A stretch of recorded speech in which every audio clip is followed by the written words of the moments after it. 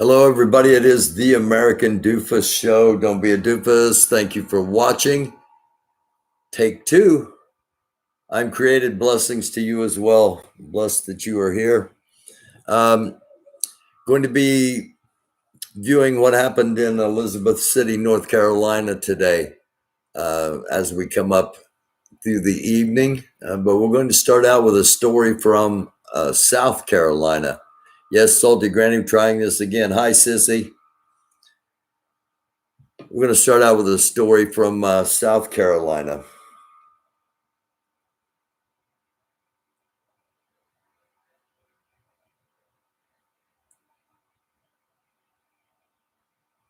Fire chief resigned Friday over his recent Facebook post that urged police to stop responding to these black neighborhoods, saying it's better if they eventually kill each other. Fire Chief Francis Butchkent, head of the McDonald Green Volunteer Fire Department, wrote on Facebook April 22, just one day after the deputy-involved shooting of a black man, Andrew Brown Jr., in Elizabeth City, North Carolina, "Dear police, stop responding to these black neighborhoods. They will eventually kill each other and the fake news won't have a story." Lancaster County officials told the Rock Hill Herald newspaper that they found out about the controversial post Monday, prompting the county council to condemn his Facebook remarks as offensive. Lancaster County Administrator Steve Willis confirmed to several outlets that the released apology was Gent's own words and that he had been suspended at the time from the fire service. A statement released Tuesday from McDonald Green Department President Mark Rallings said Gent had been suspended of all duties as chief and as a firefighter pending an internal investigation.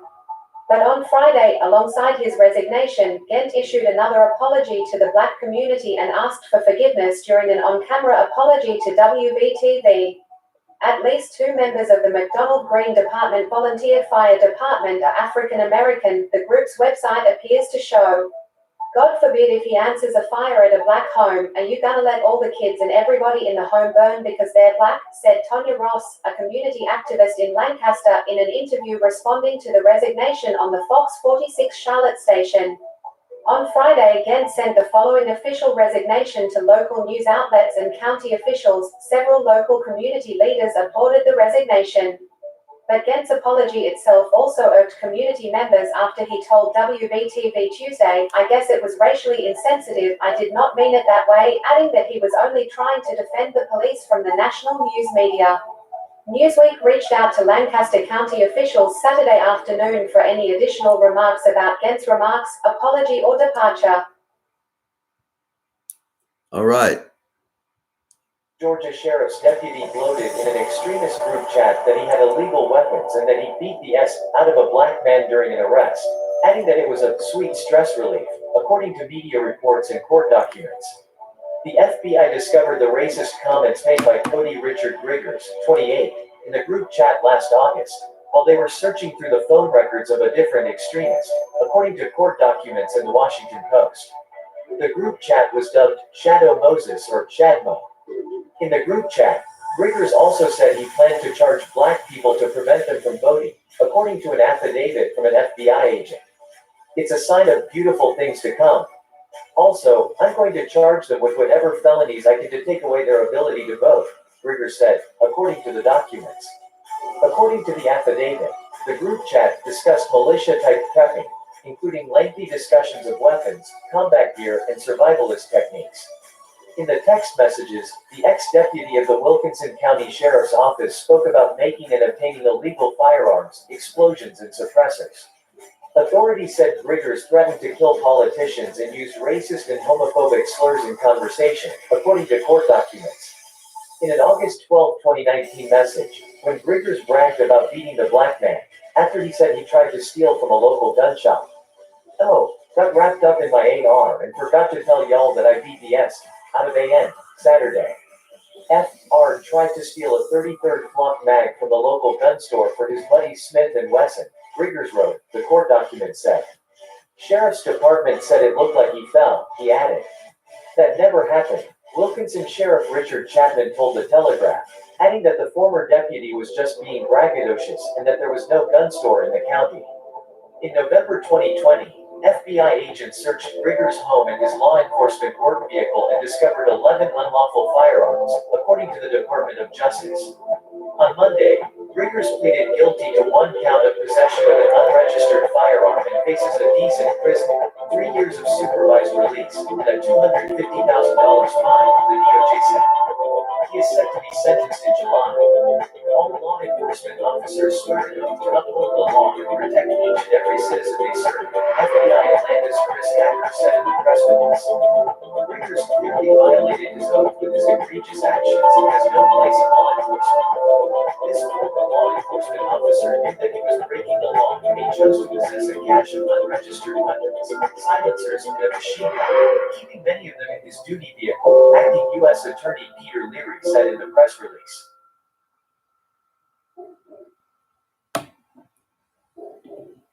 So, a couple of stories to start out with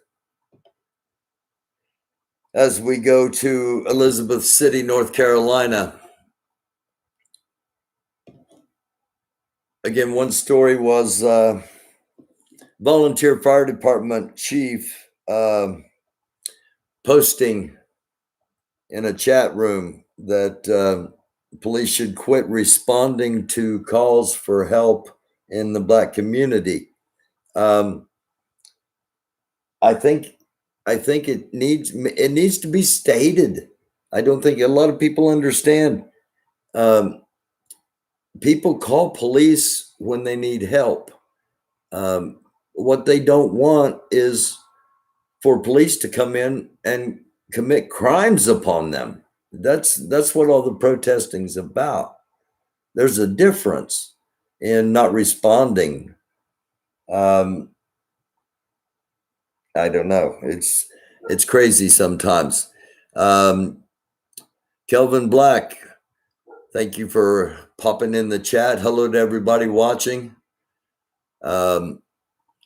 This is we've got footage from the Snack Squad, is what they're called on YouTube, but this footage is from Facebook, from Mercado Media, and I just want to give you an idea what the situation is in Elizabeth City, North Carolina. Today was the funeral for Andrew Brown Jr. That started off around noon, and a protest formed after the procession, after the internment, and this is where we're picking up. The protest is just starting. I've gone back to the beginning of Andrew's video because the protest ended shortly before 9 o'clock. Just as I was about to come on, the protest ended. And I want to preface, however you say it, the video we're going to be watching here. Actually, I'll go ahead and start it. The protesters were allowed to protest by the city as long as they kept moving. They have to keep moving. They cannot impede traffic, as the police have interpreted when they march in the street. If they do indeed march in the street, they have to constantly keep moving. So I'm not going to show you the entire. I'm not going to show you the entire march, but we're going to watch some of it here, and a little history on this monument.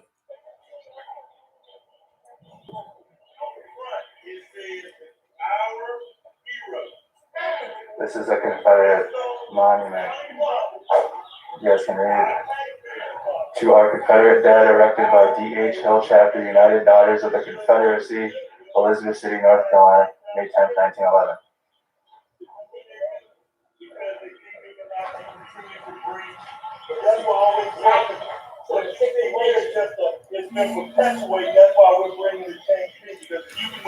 This is in Elizabeth City, North Carolina.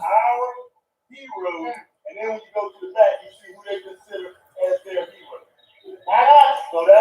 why they canceled the county commission meeting tonight. Because one thing about it, bring that to their attention the same way when people came out, they went to Barry Shelley, he said he's never been more disrespectful. Yeah, because my boys like this right here will continue. So that's the reason why, but we're not losing sight, but all of this goes hand in hand in hand. So we have to change minds here. Okay, so let's walk around it for a minute, y'all, and say what? What's his name? Andrew Brown. What's his name? Andrew Brown. What's his name? Andrew Brown. What's his name? Andrew Brown. Whose street? Our street. Whose street? Our street. Whose street? Our street. Okay. Hello, 100% Black Rack. Thank you for being here. Multitasking. Again, this is Elizabeth City, North Carolina. I want to speak a little bit about that monument and about other monuments. There was a major push to erect memorials to Confederate soldiers, not immediately after the Civil War, but let's see, about a half a century after. In the early 1900s, from 1900 to 1930, a vast amount of Confederate monuments went up. One of the reasons, and this isn't taught in history, is because there were so many disgruntled Confederate Army veterans when the war was over, and when they actually began to learn that the whole thing was really about slavery, which absolutely didn't impact them in a positive manner in any way, shape, or form. Because as long as there was slavery, there wouldn't be jobs for the lower class whites. So, and that's who fought the Civil War, the lower class whites. So a lot of this is to try to ease the tension within the South after the Civil War, after everything fell apart with what was attempted to be called Reconstruction. So enough of that. We're going to get back to the live stream here momentarily. There we go. The protest is asking for the full release of the body cam footage for the killing of 42-year-old black man Andrew Brown here in North Carolina. He was killed by, hey Joe, how do you say the county? Pasquotank County.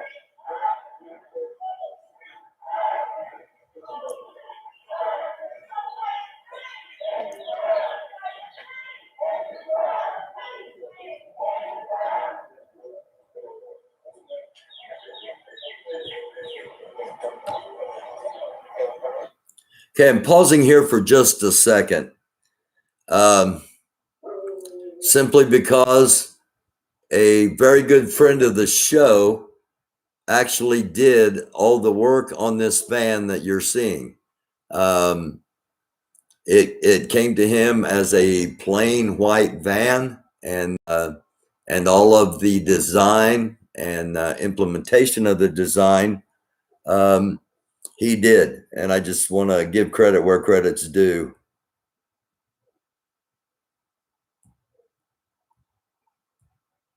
If my phone will let me go off pause. There we go.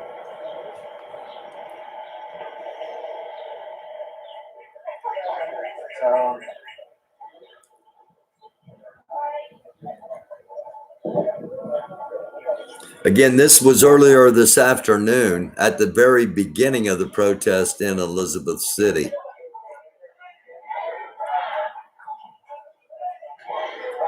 So the protest again is asking for the release of the body cam footage. If you're talking about Joe Biden or some other dumb shit, we're gonna get kicked out. That's Andrew Mercado explaining what's going on in his chat. Again, thanks to Andrew for his work. He was the only one out there other than CNN And that's one reason I didn't show up, because CNN had it. I thought, my gosh, the entire mainstream media is out there, so I didn't jump on. In retrospect, Andrew's the only one that had it. So if you're in the giving mood, go over and hit up Andrew Mercado. Absolutely, Philly Strong. Yeah, that's what the whole Charlottesville thing was about back in 2016, is attacking our monuments to our heroes. And those heroes were fighting and leading men who fought in order to uphold the institute of slavery. Plain and simple.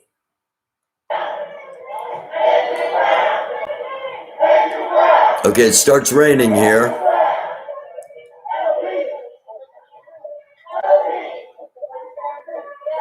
I'm created. I hope so too. Been protesting 11 days straight. I hope my grandkids are learning about this this fight and its success in the year 2021 in their history books, and they're not out on the streets still.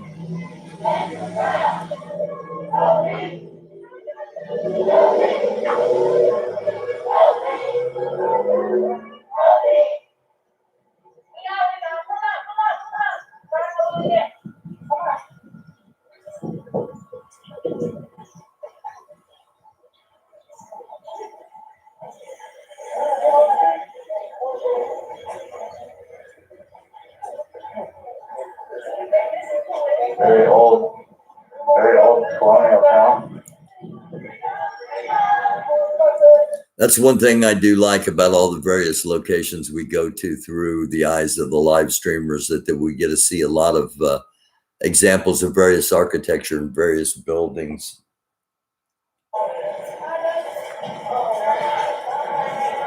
So good, it's not about the size of the protest, yo. You gotta imagine how many people are watching right now. That adds to the crew. I streamed a protest in the north side of Minneapolis that had maybe 10 people at it. But the impact is what it's about. The message you guys can hear. They want the full release of the body cam footage for the killing of Andrew Brown. They released a redacted 20 seconds to the family. So you may hear the protest say 20 seconds, not enough. That's what that means.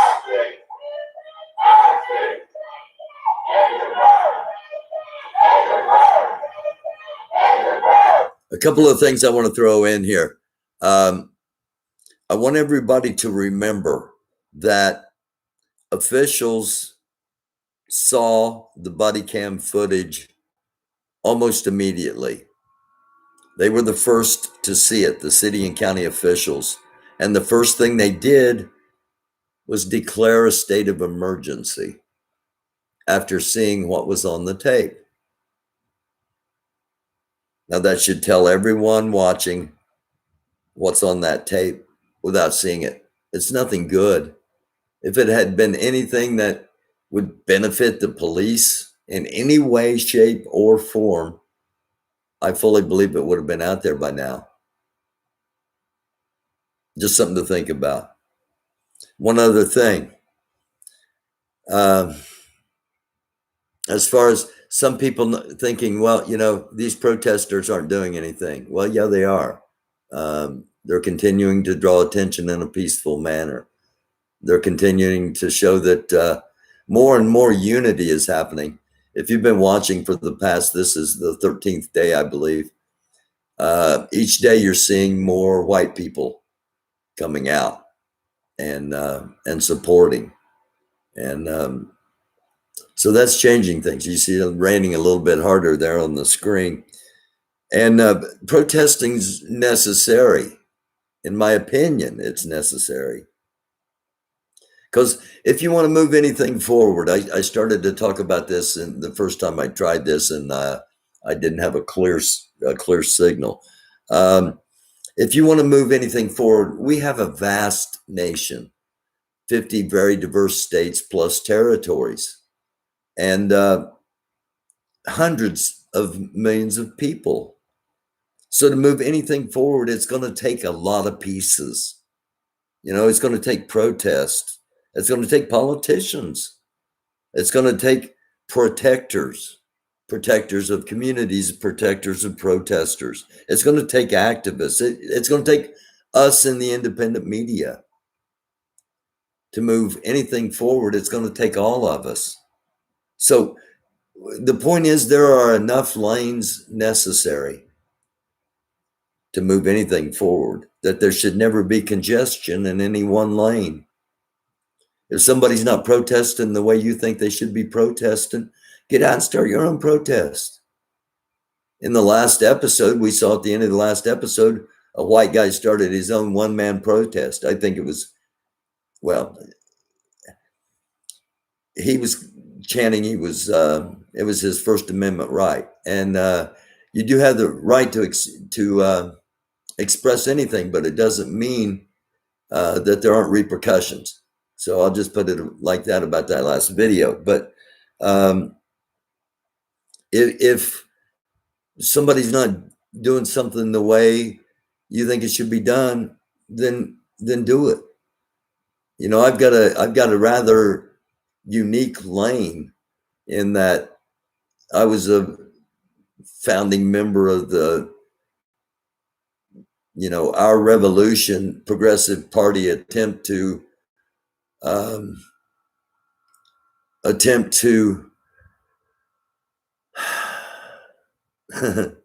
try to change the Democratic Party and the democratic system, because it is a system, and the system was set up so that the change we were trying to bring could never be brought, and those fights are still ongoing, and that was 30 years ago when we started all this.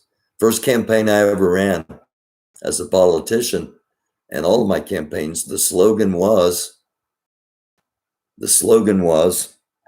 people before profits. And I think we're about to get into this encounter that I was about to mention. What's going on in Elizabeth City at the moment? A small group of protesters.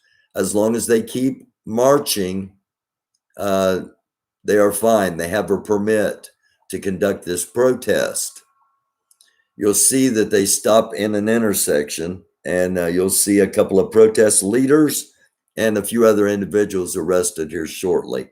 So I'm going to get back off the soapbox, and we'll go back to the live stream.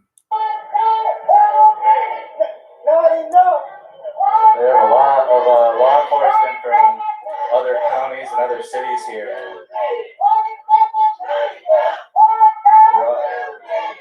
A real quick add-on. If you do go back and watch all of Mercado's stream, because obviously I'm not going to play everything of Andrew's here. I'm going to tell you to go watch the entire thing on his when we're done with the segment I want to do. But now I lost my train of thought. If you do go back and watch his stream, you'll see helicopters. You'll see all kinds of overabundance of force for what ends up being about a group of 12 people that continuously march. And if you watch the whole thing, you'll see the same buildings. You'll see the same stores over and over again, because it's a small town. It's not like, Louisville. They could march to one area of the city and protest in that area one day, and then march to another area or suburb. This is a little small town. So basically, the police are forcing them to march around the same areas over and over and over again. And if they stop, they get arrested.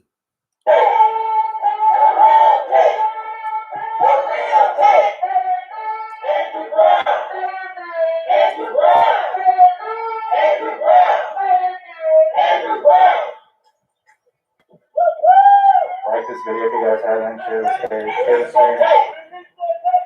Follow and subscribe. Yeah. That's how you guys get notifications.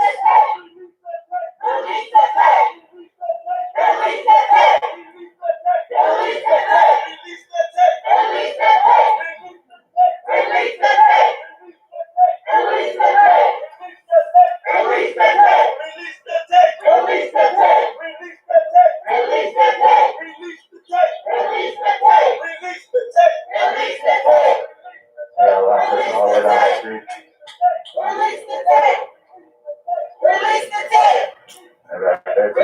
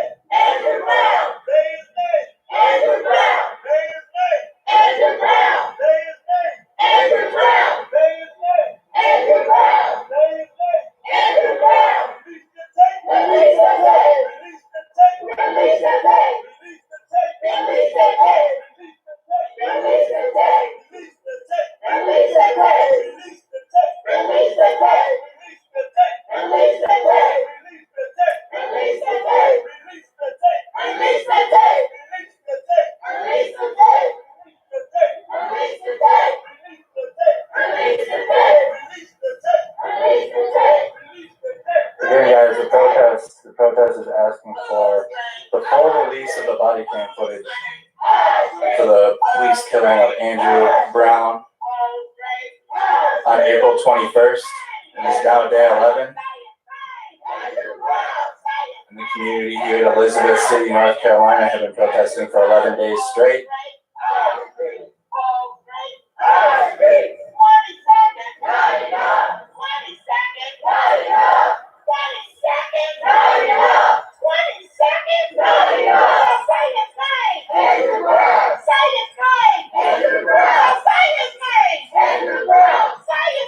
And for the few that always have to ask about permits and whatnot, they do have one. That's why there's police escort.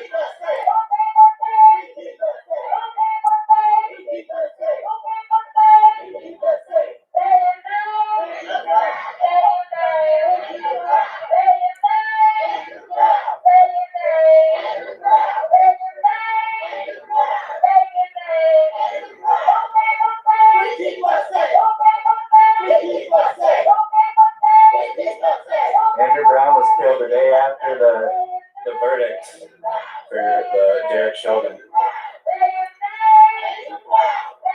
The verdict was on April 20th, and Andrew Brown was killed on April 21st.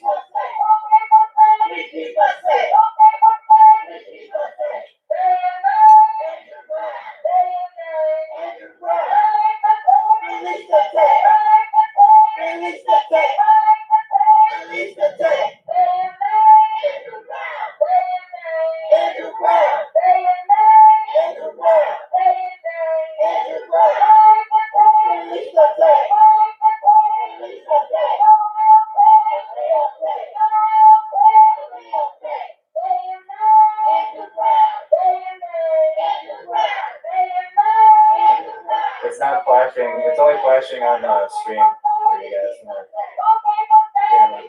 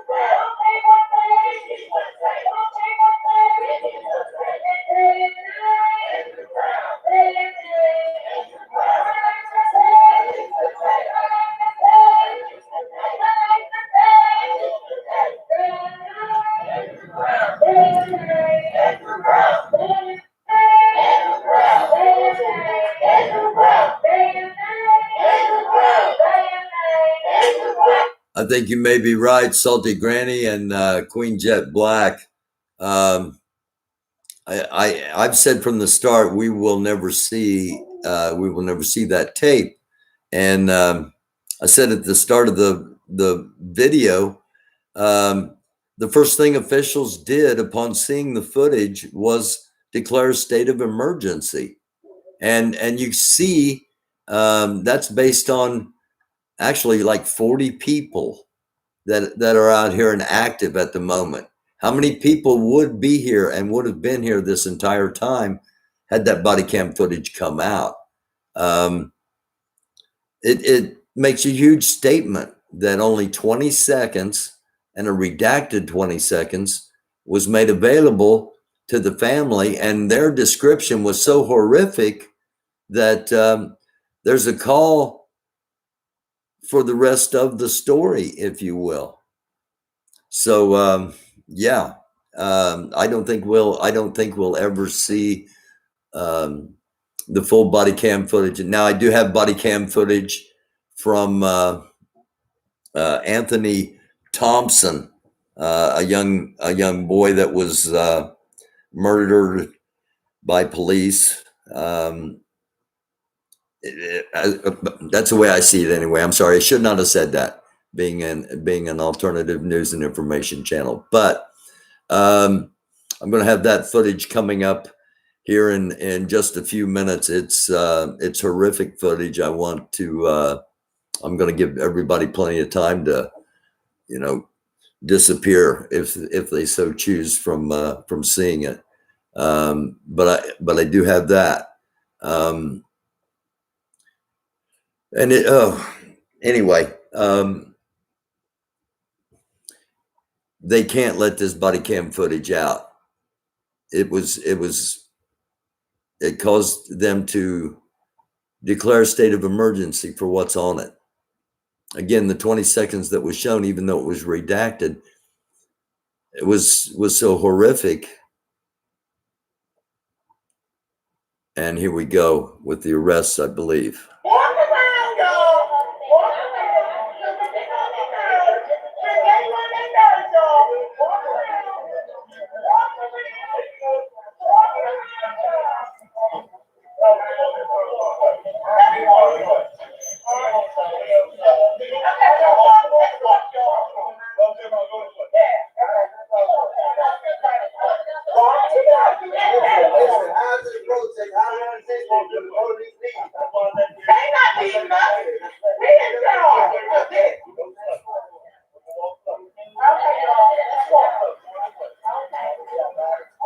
So as you can see, the police presence moved up.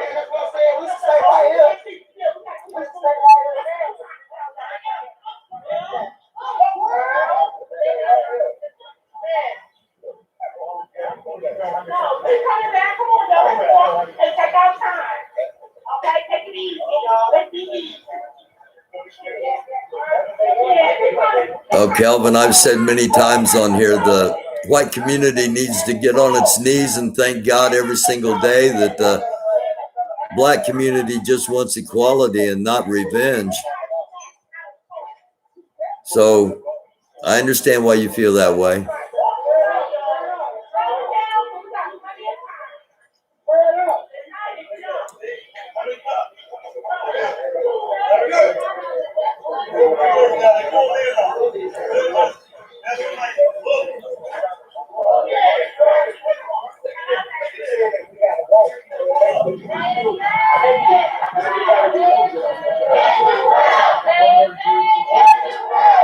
A lot of games going on.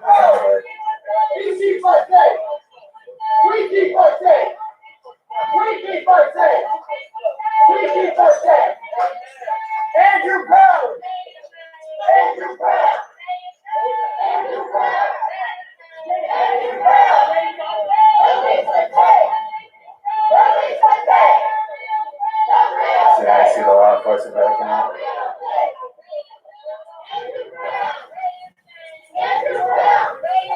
Again, as long as they keep moving, supposedly they won't get arrested, so they're taking little baby steps to keep moving.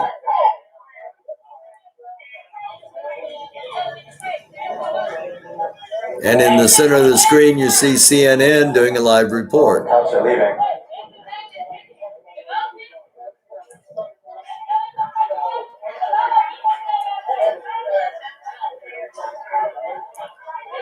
I've never, like, of all the protests that I've been to, I've never seen the police, like, surround the entire protest. The entire time. You guys see what I mean? Like, they got, like, the police are right behind the protest. Usually in Minneapolis, and so they're not in sight, but they're right behind the protest group. They follow, and then they're also in the front. So this protest crowd is surrounded by the law enforcement the whole time.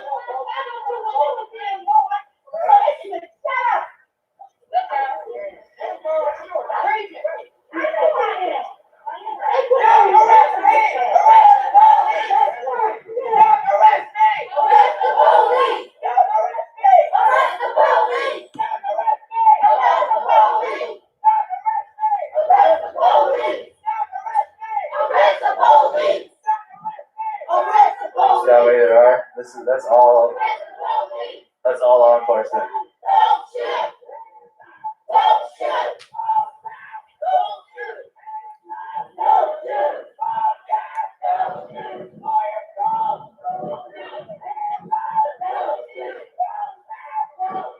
Watching in California.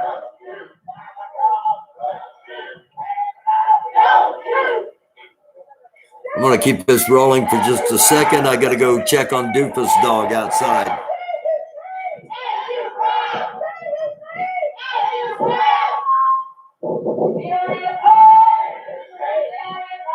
I will point out that Andrew Brown's funeral was today. It ended about 4:30. It's about 2 hours ago.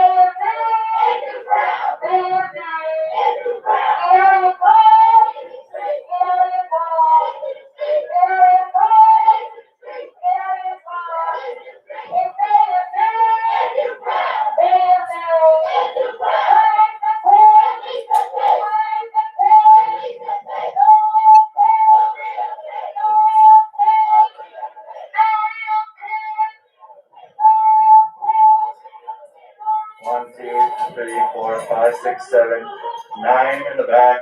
9. 1, 2, 3, 4, 5 in the front. 9 in the back, 5 in the front.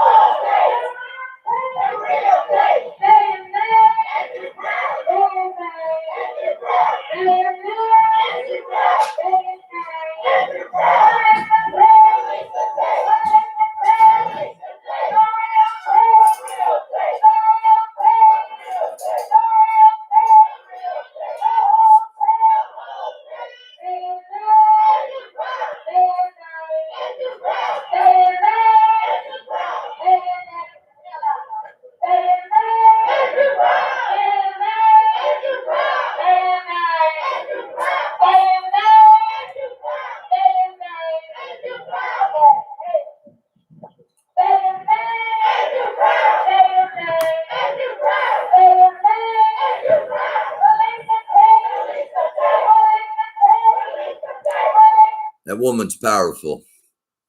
Let me hop in here. Hello to Carpe Diem. Hello to Moondog. Hello to everyone that's new watching here. This was earlier in Elizabeth City, North Carolina.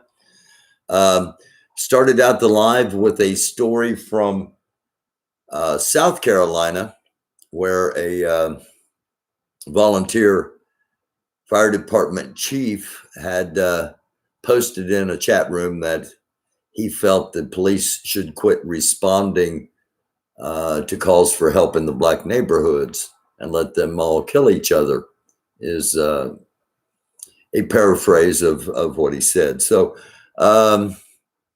that's how things kind of started out this evening. And just as I was about to come on, the protest in Elizabeth City, North Carolina ended. So it ended just about 40 minutes ago.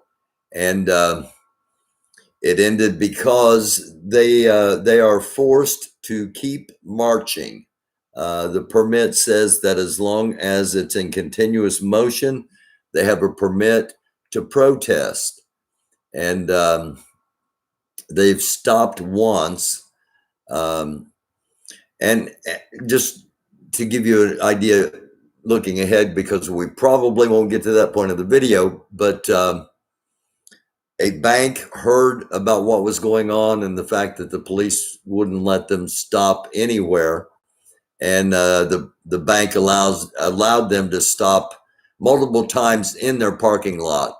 And they had the permission to stand in the parking lot and take a break in the parking lot, so they didn't have to keep walking continuously.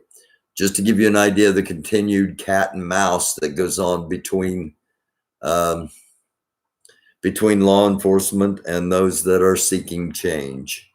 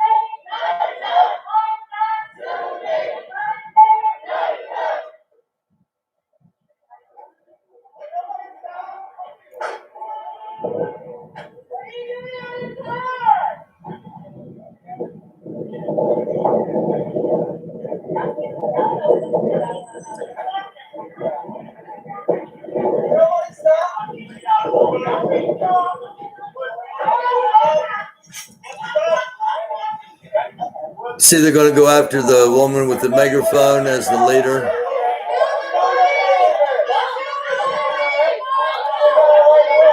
Share the stream, guys.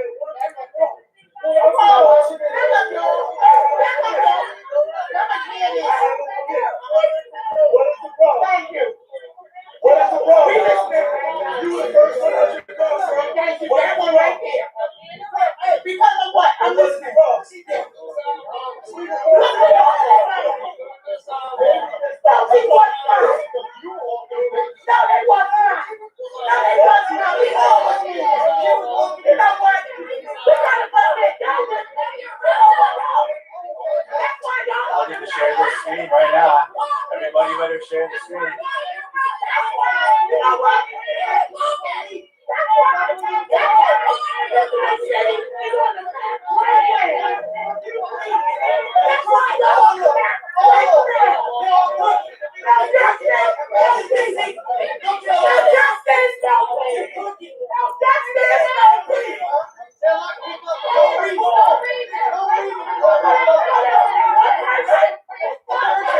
Everybody saw that. You guys had to share the screen.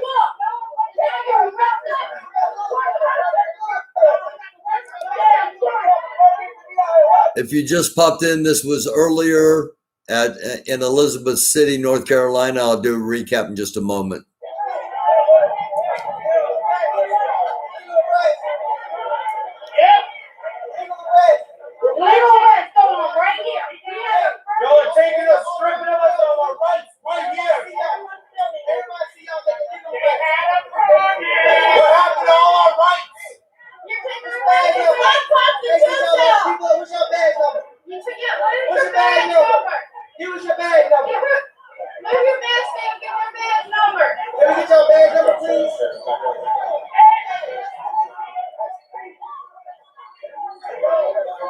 Greetings, Wolverine Jones. Freeway. We focused on what went down in Louisville and the guy coming out with the pistol with protection being in the right place at the right time. I'll just put that out there. She got a strong voice. That's why they had to take it away.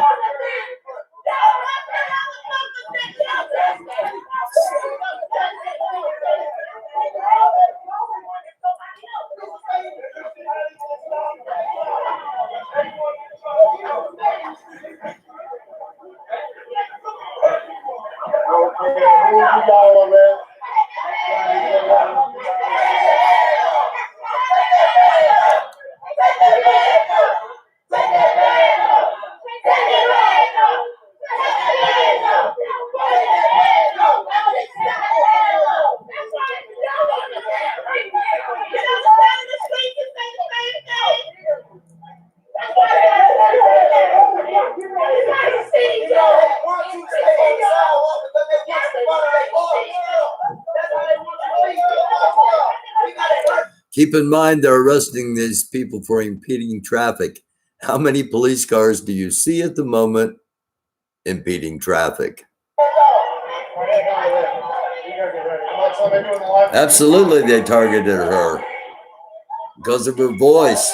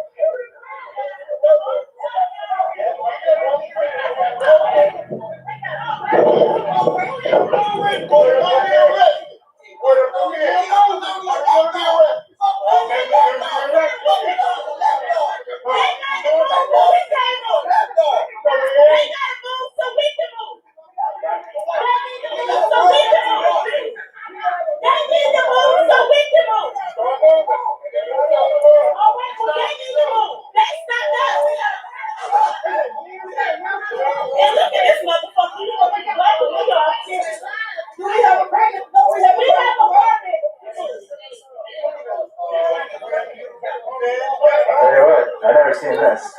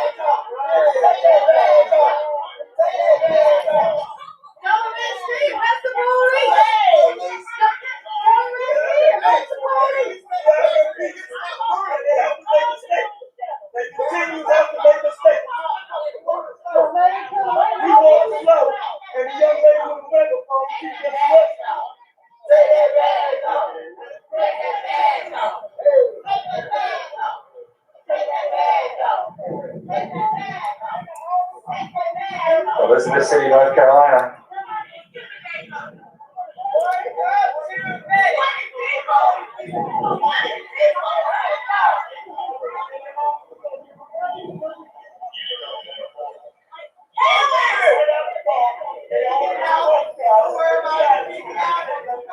Let's keep it moving, Kurt. Let's keep it moving, please. There's something to walk. Let's walk around and walk the circle. Yeah, we ain't got no directions for walking around the circle.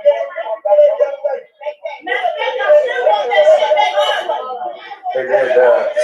These Okay, now they're going to try walking in a circle. walked right towards her.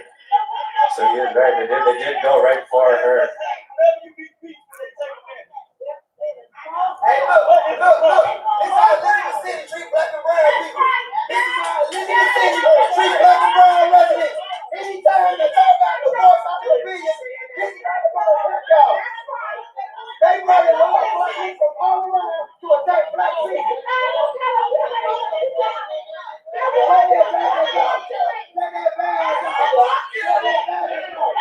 You can see that law enforcement outnumbers the protesters probably 5 to 1, if not double digits, because they're in the parking lots. They've got them literally surrounded.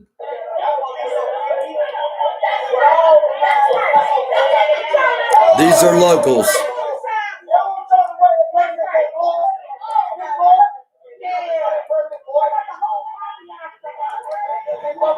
100% black rack. That's a very, very sound point. Protesting with no plan.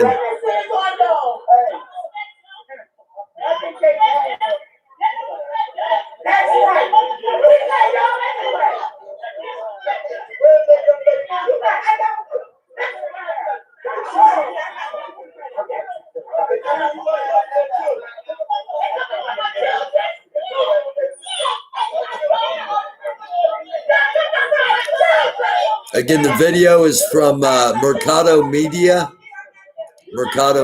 on Facebook, and Snack Squad on YouTube. He was live streaming earlier. Okay, here they go.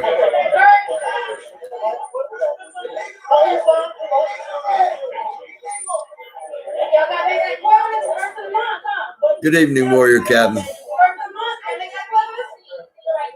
Elizabeth City, North Carolina, where Andrew Brown's funeral was earlier today.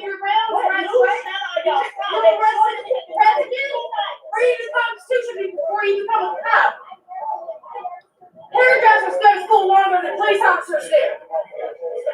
So they can do my hair goes to school longer than police does. They go a walk. You're supposed to take us. Let me look at my car. Oh, what is he doing? There is no therapy. This is just. They're arresting again. White people that stand with black people in the South are not popular. And you've noticed there's been one black arrested, one white arrested, one black arrested, one white arrested. And if you've been watching this, nobody's done anything wrong. They've all been arrested for the charge of impeding traffic.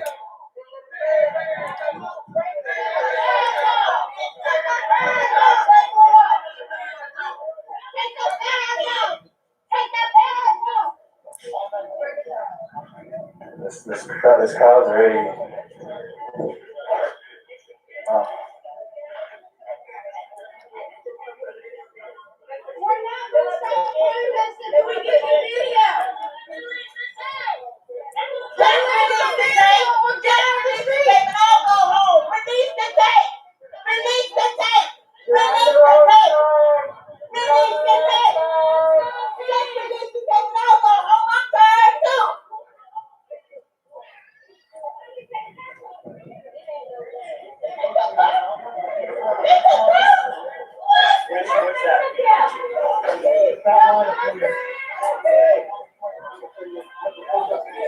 So there have been arrests made now.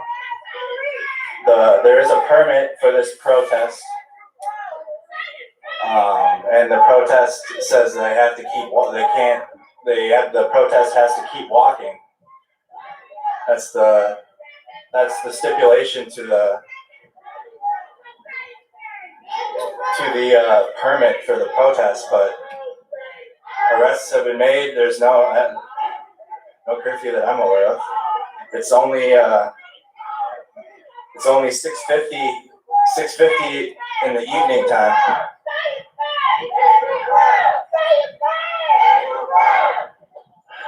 I'm gonna have to go on Instagram. I'm going on Instagram to talk about this afterwards, guys.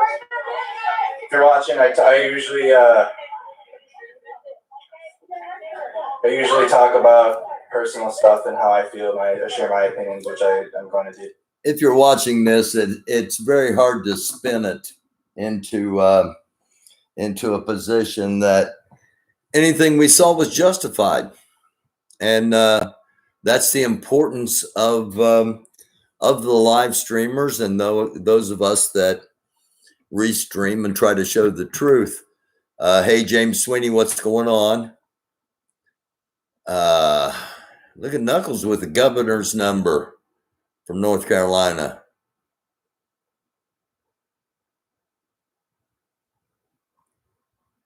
So what I'm going to do here, if I can, I'm going to switch over because basically this totally disrupted the protest, obviously, which was the point of the police, and really kind of took the air out of things. They keep marching for about another hour, just walking the same route they've been walking, and I may come back to that. But the first two videos that we had tonight, the black Georgia, the former Georgia deputy that relished in beating a black inmate and was caught with so many illegal weapons, it's not even funny, and was charged with one count. So the deck is stacked, obviously, and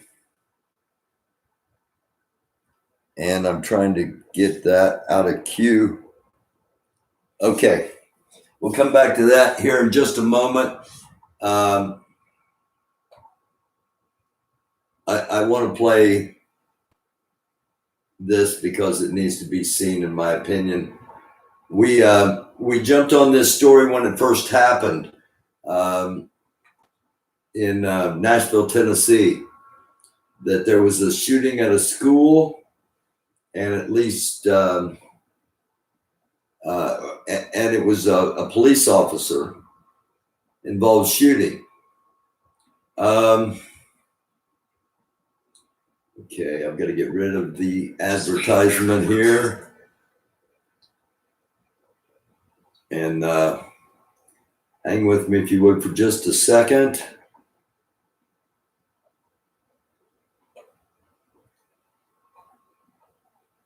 Okay, what you're about to see is the full body cam footage being released, and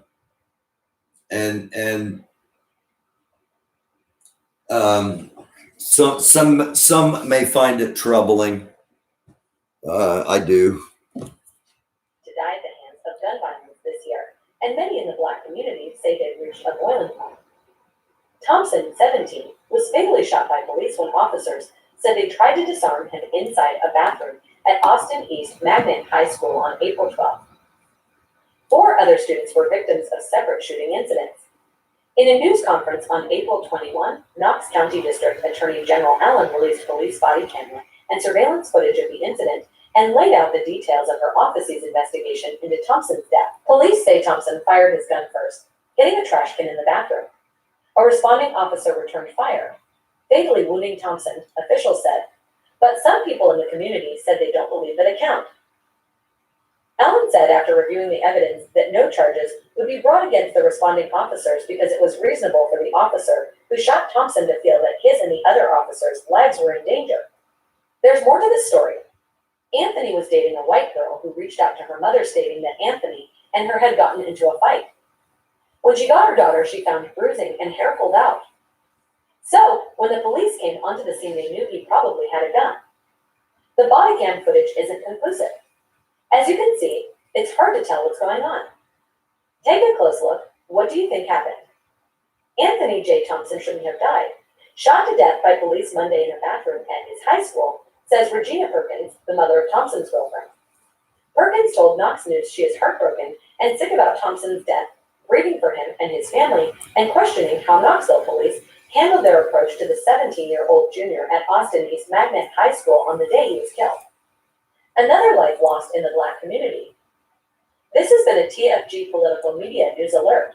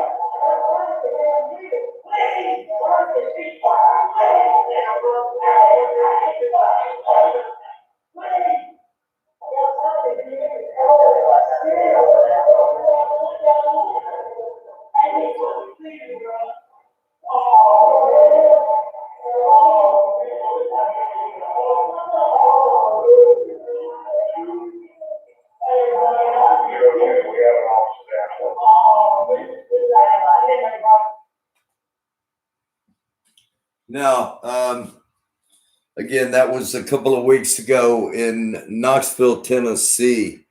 And the way it was originally reported is very different than what we just saw.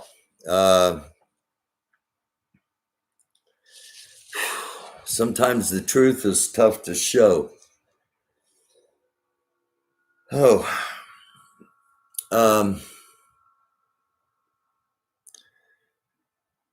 But as you saw, the police officer that actually fired the shot also appears to have shot the other police officer that was injured. And as you saw, the police officer that fired the shot was not involved initially. There were two officers there talking to him in the stall. And then, as you saw, another boy on his laptop, two stalls down. And the guy comes running down the hall, and within 7 seconds of coming in the door, he's fired a shot. And it just makes you, it has to make you think. And that's the purpose of this show. It's not to tell you what to think or how to think. It's just to give you things to think about. So, I'm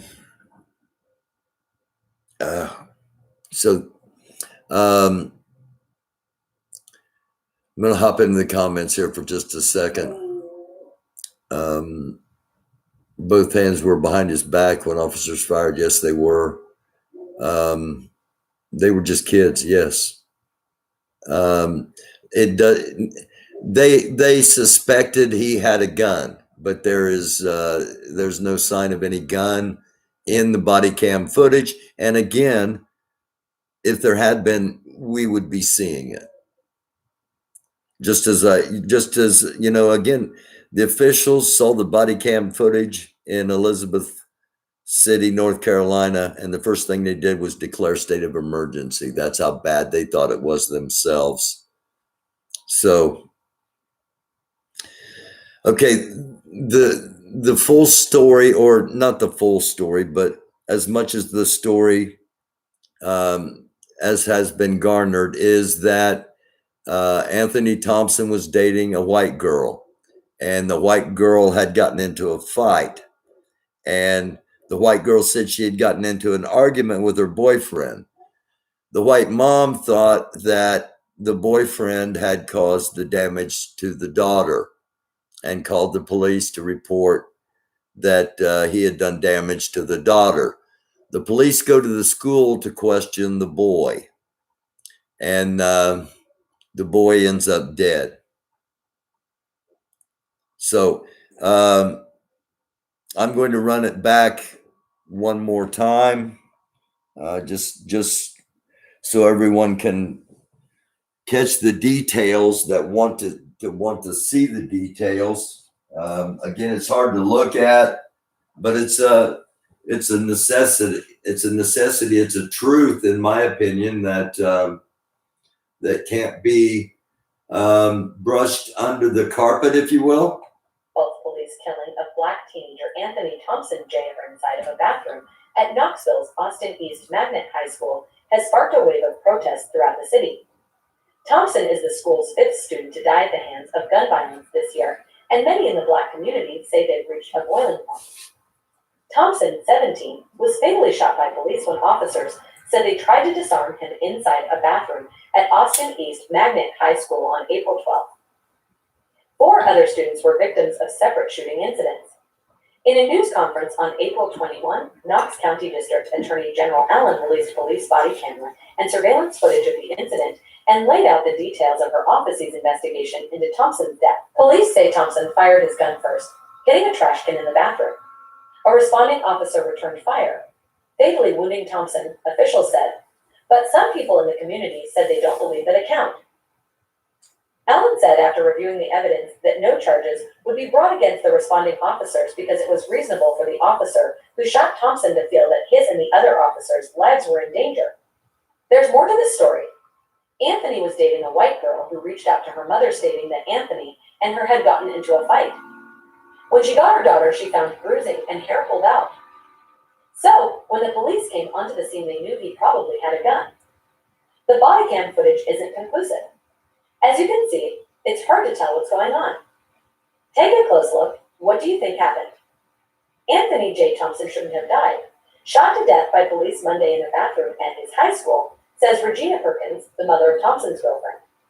Perkins told Knox News she is heartbroken and sick about Thompson's death, grieving for him and his family, and questioning how Knoxville police handled their approach to the 17-year-old junior at Austin East Magnet High School on the day he was killed. Another life lost in the Black community. This has been a TFG Political Media News Alert.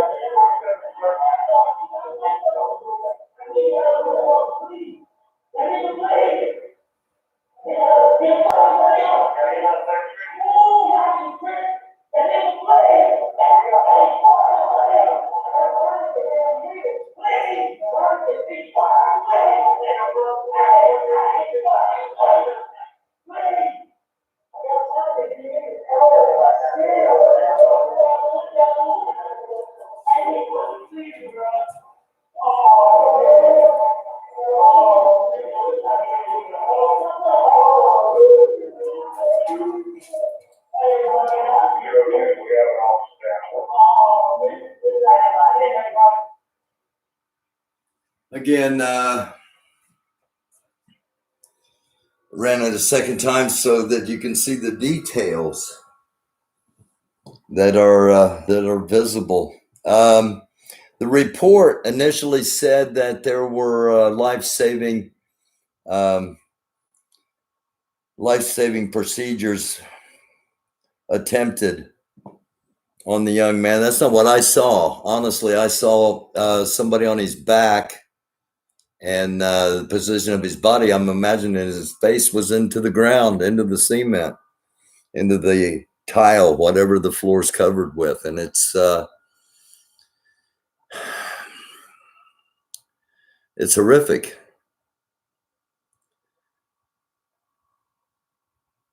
So let me hop in here real quick.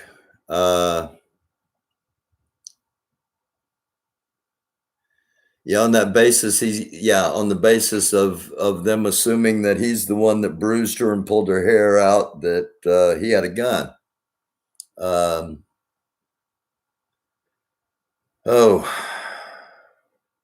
There was so much weird about that.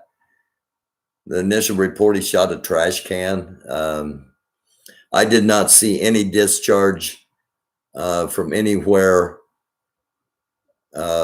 in his proximity that could have come from him. They attempted to be wrestling possibly something out of his hand, but again, we hear a lot that life-saving maneuvers were attempted, but making the police sound like they're not doing what they're doing in some occasions. And I don't know. So I want to ask y'all in here right now. I have I've got the latest Grandmaster Jay interview, and would you like? I have not watched it. Would you like to see a few minutes of the Grandmaster Jay interview, or should I just end this on this because this is, just another piece.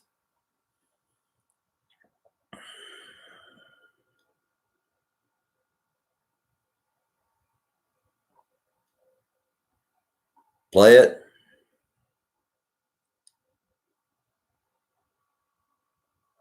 Oh, I got tons of them, Stone's Dirty Socks.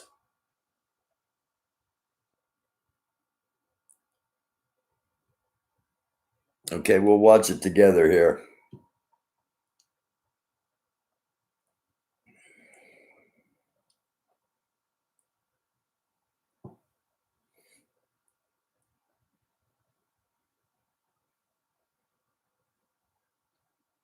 To My Skin is My Sin presents another episode of Intellectually Petty Radio. And today we welcome back to the conversation NFAC's own founder. Again, the YouTube channel, My Skin is My Sin, is where you can find the entire video. My brother, how are you? I'm still black, man. Still black. You feeling okay? How's your family? Everything's fine. I'm glad to hear that, man. What's new, man? I like to tread lightly as far as like we're all aware of the court situation. Are you able to speak on what's going on with that or not? It's best that I'm not. Okay, understood. Things that I say are still used against me. I am still limited in my First Amendment, my Second Amendment, and my Fourth Amendment rights are still curtailed. It's obvious that they're dragging this thing out.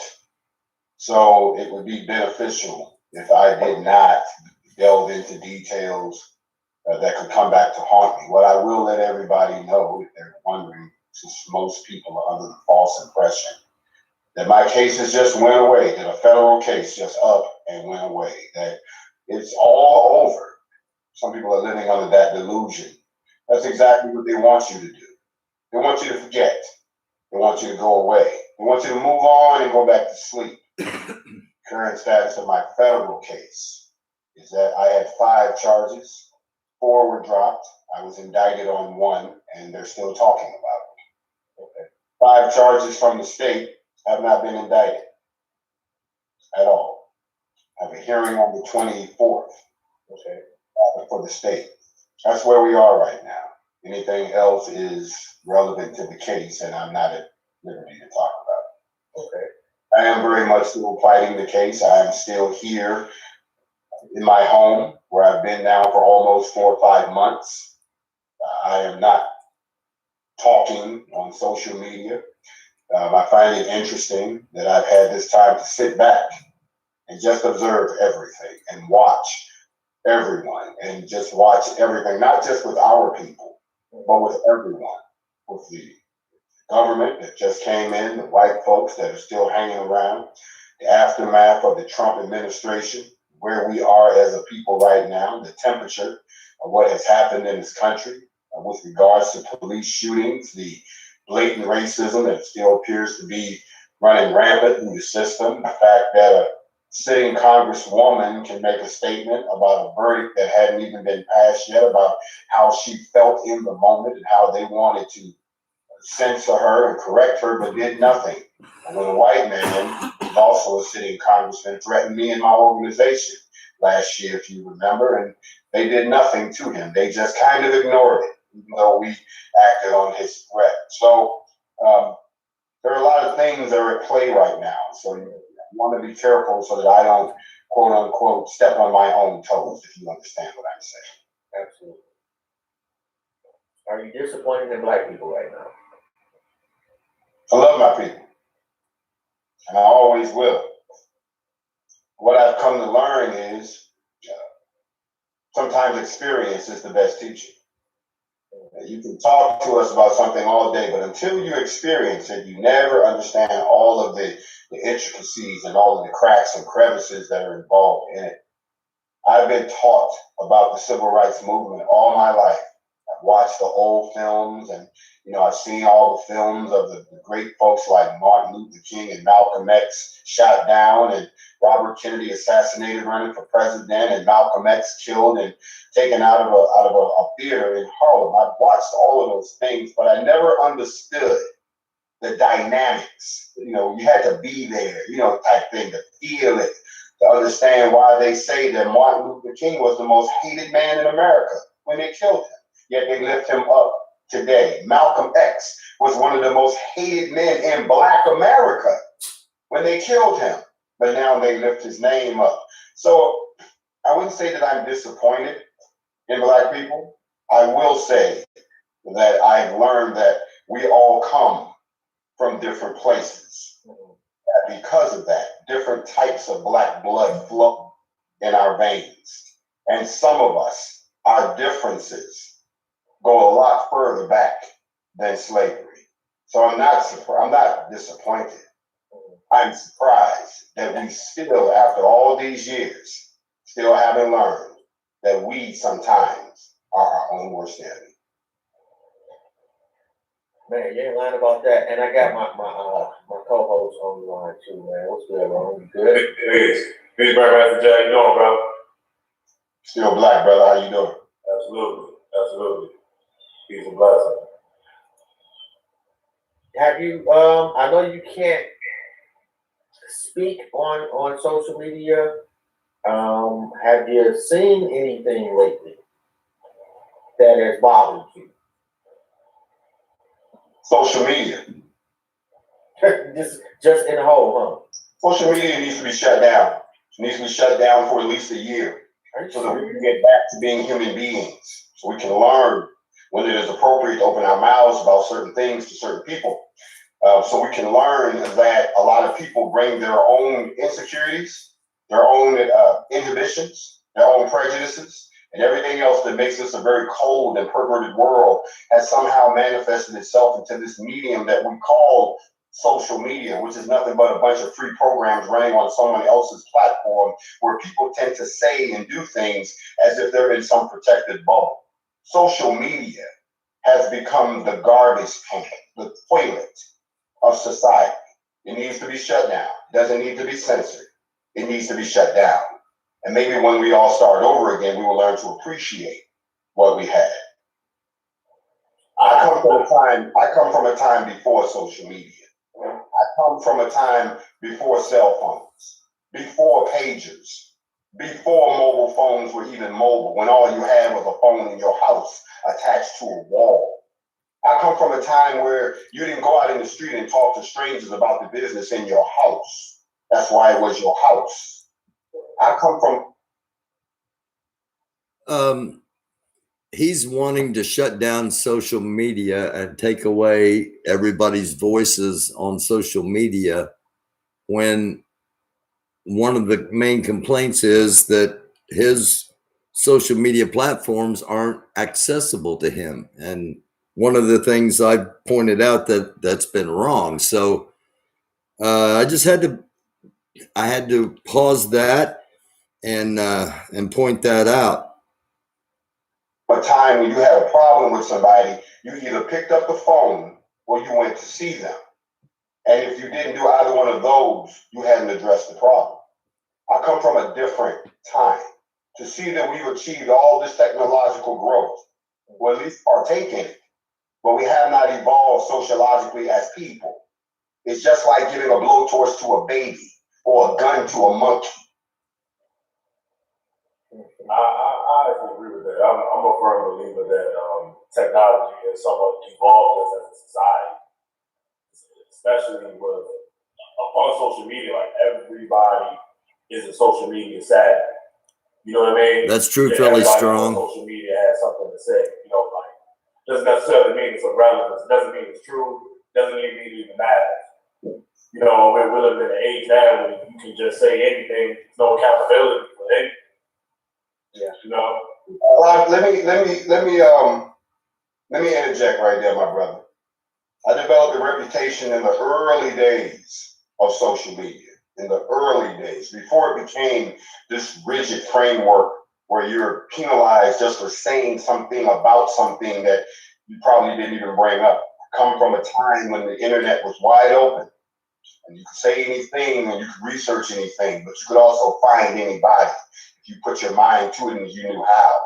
Some of us developed reputations as pull-up masters. What we found out, and what a lot of other people found out, that yes, the internet gave rise to what I call the keyboard coward. The internet gave rise to what I call the avatar hater. It gave rise to all of that, but it also gave rise to something else. It gave rise to the pull-up masters, you know, those people that will give you the opportunity to say what you said on social media to their face. And what we found out was that the number of individuals who were willing to stand on their keyboard thuggery was far few and in between. A lot of people made the mistake of forgetting there are real people on the other end of those keyboards. And now here we are almost 20 some years later, because I remember when Google first came out in 99 as a crawler. If you don't know what a crawler was, it used to crawl on the backs of other search engines. It didn't know how to search for anything. It was just an engine to help you search other engines. And when that happened, we knew then and there that once people got wind of this, everybody would come. And now here we are 20 years later, and look at what it has degenerated into. It has become just what you said. An opinion is like an asshole. Everybody has one. And everybody, and don't nobody ass smell good. So if you think your opinion is going to out-opinion someone else, then the social media is the perfect place for you to air out your opinions, where nobody really has to either listen to you or they can, with no receipts, no proof, just attitude all day. We took one of the greatest tools handed to man and turned it into the very thing that has set us back time and time again. The power of life and death is in the tongue, whether it's in your face or coming over your cell phone. So let me ask you this. After the case is over, you have been found out not guilty, where do you see NFAC in a year? I can't answer that question until these cases are over. I don't know why people don't seem to understand that my focus right now is facing a possible 20 years, trumped up as it may be, in federal prison. That's my focus right now. That's my focus. Let me say that again. That's my focus. I find it interesting that there are so many people walking around focused on everything else but that. I didn't get here by myself. I got here because a year ago at this time, right about now, I was sitting up in the house on quarantine, getting fed up the same way y'all getting fed up right now about all of the situations that are going on. Y'all fed up about 20-year-old Dante getting the taser or the gun. We don't know. Y'all upset about 42-year-old Mr. Brown who was shot in the back. They said it was an execution, the way they blew the man's head off. 32-year-old, got another brother, Isaiah Brown, who was shot 10 times by a cop. They gave him a ride home, and they don't know how that happened. Then we got, of course, Makia Bryant. They shot her as soon as they pulled up. Y'all got plenty to be upset about right now. The same way last year, this time, I got upset about Ahmaud Arbery. I got upset about Breonna Taylor. It's always going to be something going on. Always. The only difference was I got pissed about it, and I did something about it. So what's in the future for NFAC? That ain't the question. The question is all you people that wasn't thinking about nothing like this a year ago. It wasn't nowhere on your mind. I don't care what organization you claim you belong to. Nobody was active like this at all. So we kick-started it. And now gave the blueprint to everybody. Yet everybody's sitting around wondering what is NFAC going to do. You know what? I'm hearing so many people who think they got this thing figured out, who don't seem to understand that what I did last year, I caught them off guard. They're not going to be unprepared this time around. They've already passed 34 new gun legislation bills this year alone.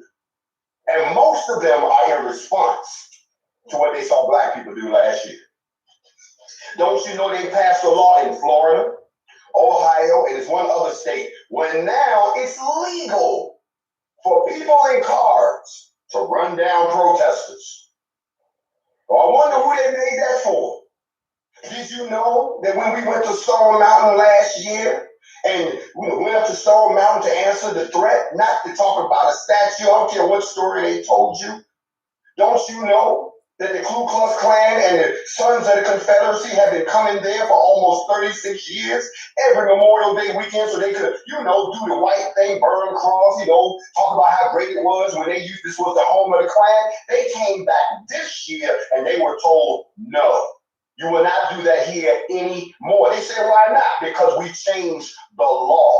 No one can come up in here anymore. No one can march up in here anymore. No more.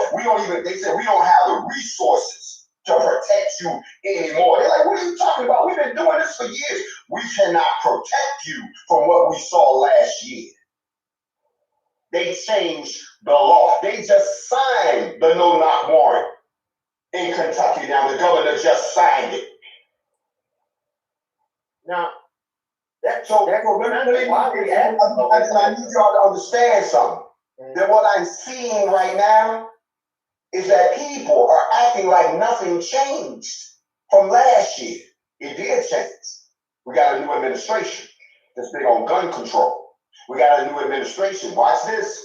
We got a new administration and a new president that did on day one what I was going to do on day one. He did for the Asians what I was going to do for black folks on day one, use executive privilege to create an agency within the federal government so that the second a citizen is involved in a police-involved shooting like the ones we're talking about right now, it would automatically become federal. It wouldn't even go to anybody local, no grand juries, no nothing.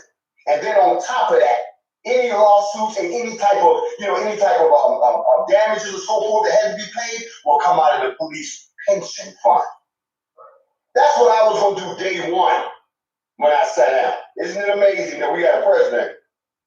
There are all these amazing things on day one for everybody except the people that he asked to vote him in office. Y'all hear me talking? we did vote him in office. He asked. We did. We did. We did. As a matter of fact, he went on the radio and said, if you don't vote for me, you're not black. Which was his way of saying vote for me, because I know you're stupid enough to fall for this. Because you're not asking me for anything. The same way we didn't ask Barack Obama for anything. We just was glad he was black. Yep. We knew we couldn't ask Trump for nothing. Hell, we was lucky to get out of that administration by the skin of our teeth. People don't seem to understand. NFAC was born out of the Trump administration. It wasn't born just because. It made it hella easy for Biden to get elected. Very easy. Very easy. I wanted to talk real quick about two things, though. We had the situation in Atlanta where they had the guy that shot up the spot. And then we had the situation where the guy went into the grocery store in Denver, shot up the place. And then we had the ex-co-worker at FedEx would have been shot up the place. We had all these mass shootings back to back, plus all of the police involved shootings, whether they're kids or whether somebody claimed they didn't know. Ooh. I want to share something with y'all. I said this a while back. I said, and it's interesting you all are asking me about the status of my case. Think about it. They're not going to move on my case while the Chauvin trial was going on. They weren't going to do that. That was a very tricky slope they was on. Suppose, let's say they found me, they dropped my stuff. So I'm free. I'm back on the street. And then they don't find that boy guilty. You think they didn't have a meeting about that? Nah, keep him where he at. Until we find out what this thing gonna do. Okay? But I said it then and I'll say it now. And y'all need to understand what you're witnessing. Because we did the same thing when OJ was acquitted the first time back in the day. Remember this? If they find him not guilty, it's going to be a black and people of color backlash. If they find him guilty, if they find him guilty, it's going to be a black backlash. If they find him not guilty, it's going to be a police backlash. Now think about it. When they said that Chauvin was guilty, a lot of us OGs are sitting back going, you know what? You watch what the police about to do now. I don't care if you sneeze wrong. You're going to get this work And what has happened since that verdict? It's been, hell, they didn't even get the verdict out the door good. Every day. Every day is somebody not there. Every day, oh, I made a mistake. Oh, I slipped. Oh, this, oh, that. There's always going to be a backlash. There's always been backlashes. Our job as a people is we've been backlashed enough that we should know it's coming and be prepared for it. And everybody should act accordingly. Y'all know the moment they convicted that boy, that every black person in America should have been like, well, if I get pulled over, it's a different mode altogether. If you didn't see that coming, same thing. When Trump lost the election, what I don't want to say white backlash because it's not all white people. I call it the white Trump backlash. Okay? Because now what you got is all of these people who was comfortable for 4 years being openly racist. And nothing happened to them. Riding up down the street with Confederate flags. They didn't care. They told both of y'all that y'all can't be black right now because it's after 2 o'clock. And y'all just have to be indignant. All those people have been forced back underground. So then they getting you in, now whatever their job is. Yeah, backhanded way. There's gonna be some backlash. So we was already on the Trump backlash anyway, right? Now we on the Chauvin backlash because Cobb had to go to jail. He had to take one for the team this time. But they said that's cool because as soon as they walked him out that door, they start busting us in the eyes. And if people are not aware, I want to bring that to everybody's attention. They had come on, that case was so obvious. If they had let him walk out of there, it would just been, there would have been white people that been like, come on now, come on, fam. Really? It's a year later, nothing's changed. I tell you what is changing. They about to enact red flag laws. Red flag laws. Meaning if I feel like both of y'all shouldn't have a weapon because y'all scare me, I can pick up the phone. Let them come to your house, take your stuff. They are now passing laws that restrict law-abiding citizens, not criminals. I don't know not one criminal who goes through a background check. Do you? So tell me how all of this gun control is going to stop criminals. It's not. It's not. It depends on where you affect the gun control. If you start with the manufacturers, then yes. That's not true. And I will say this too, like you should not be able to purchase a gun. Like I should not be able to come over to your house and buy a gun. I should not be able to just randomly have a transaction with a firearm and you not know that I'm not a nutcase or that I'm not, I can legally purchase this firearm. I want to hear the other brother's opinion before I speak. Nah, I'm with you. I'm pro-gun. I'm pro-gun. I carry everything. So let's do something that they don't think black people do, but we do when they're not. Let's engage in a very educated conversation about the history. When they scream gun control, they act like we don't have laws on the books. When you start talking about some of the laws, I'm talking at the federal level. I'm not talking about the little local laws around your city. But if you knew your history, you'll find out that every time that something like this would happen, at some time in the past, they put a law in place to deal with it. The question is, are the laws being enforced? Now, this is 2021. But when you talk to people about the National Firearms Act, you got all these cats out here running around thinking they gun dealers and gun license dealers, but when you talk about the FF, the NFA, they're like, oh, yeah. Really? That was passed back in 1934. 34.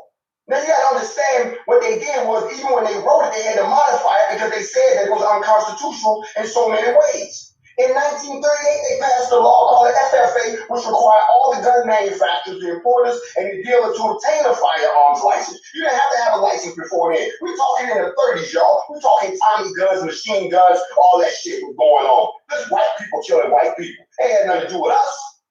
Gun control had nothing to do with us at first.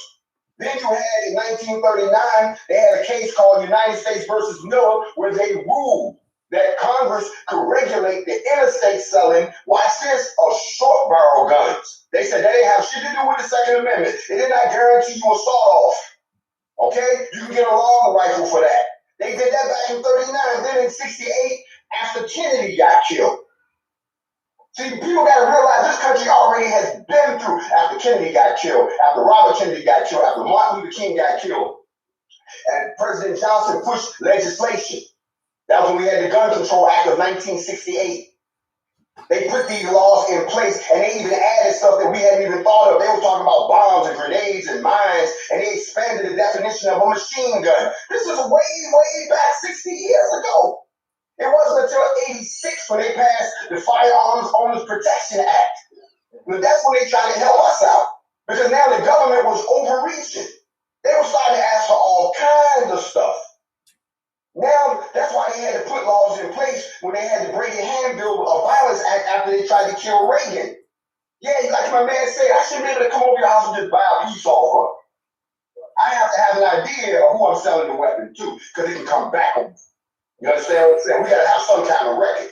You know, it takes, maybe he was cool all this time, but now he done found out somebody's wife. I don't know. And now he in flip mode and I don't know it. You know what I'm saying? So maybe I do want to keep a record of that. If y'all remember when they had the DC sniper, when the DC sniper was on the loose, I was stationed down at Fort Bragg, North Carolina when that happened. And that was right up the road in Virginia. Don't you know that they was trying to find everybody who owned an AR-15 to make sure you had your weapon? And if you didn't have your weapon, you had to tell them where it was at. And if you couldn't tell them where it was at, that was not a good look.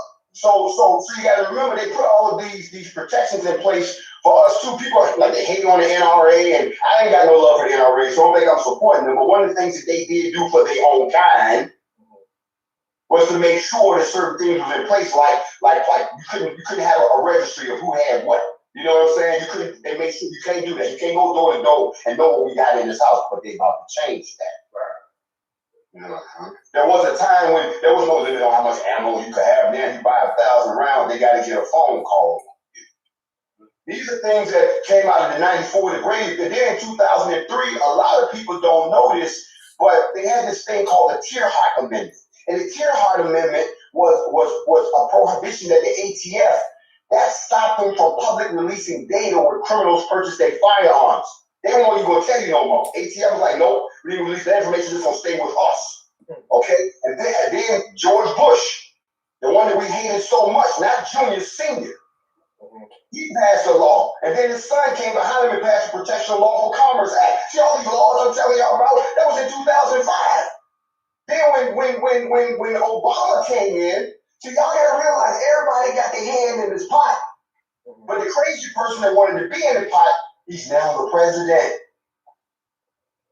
The bro that wanted to be in it was Biden. And they were like, nah, bro, because you anti-gun all the way across. You don't even understand what's happening. Now he's the president.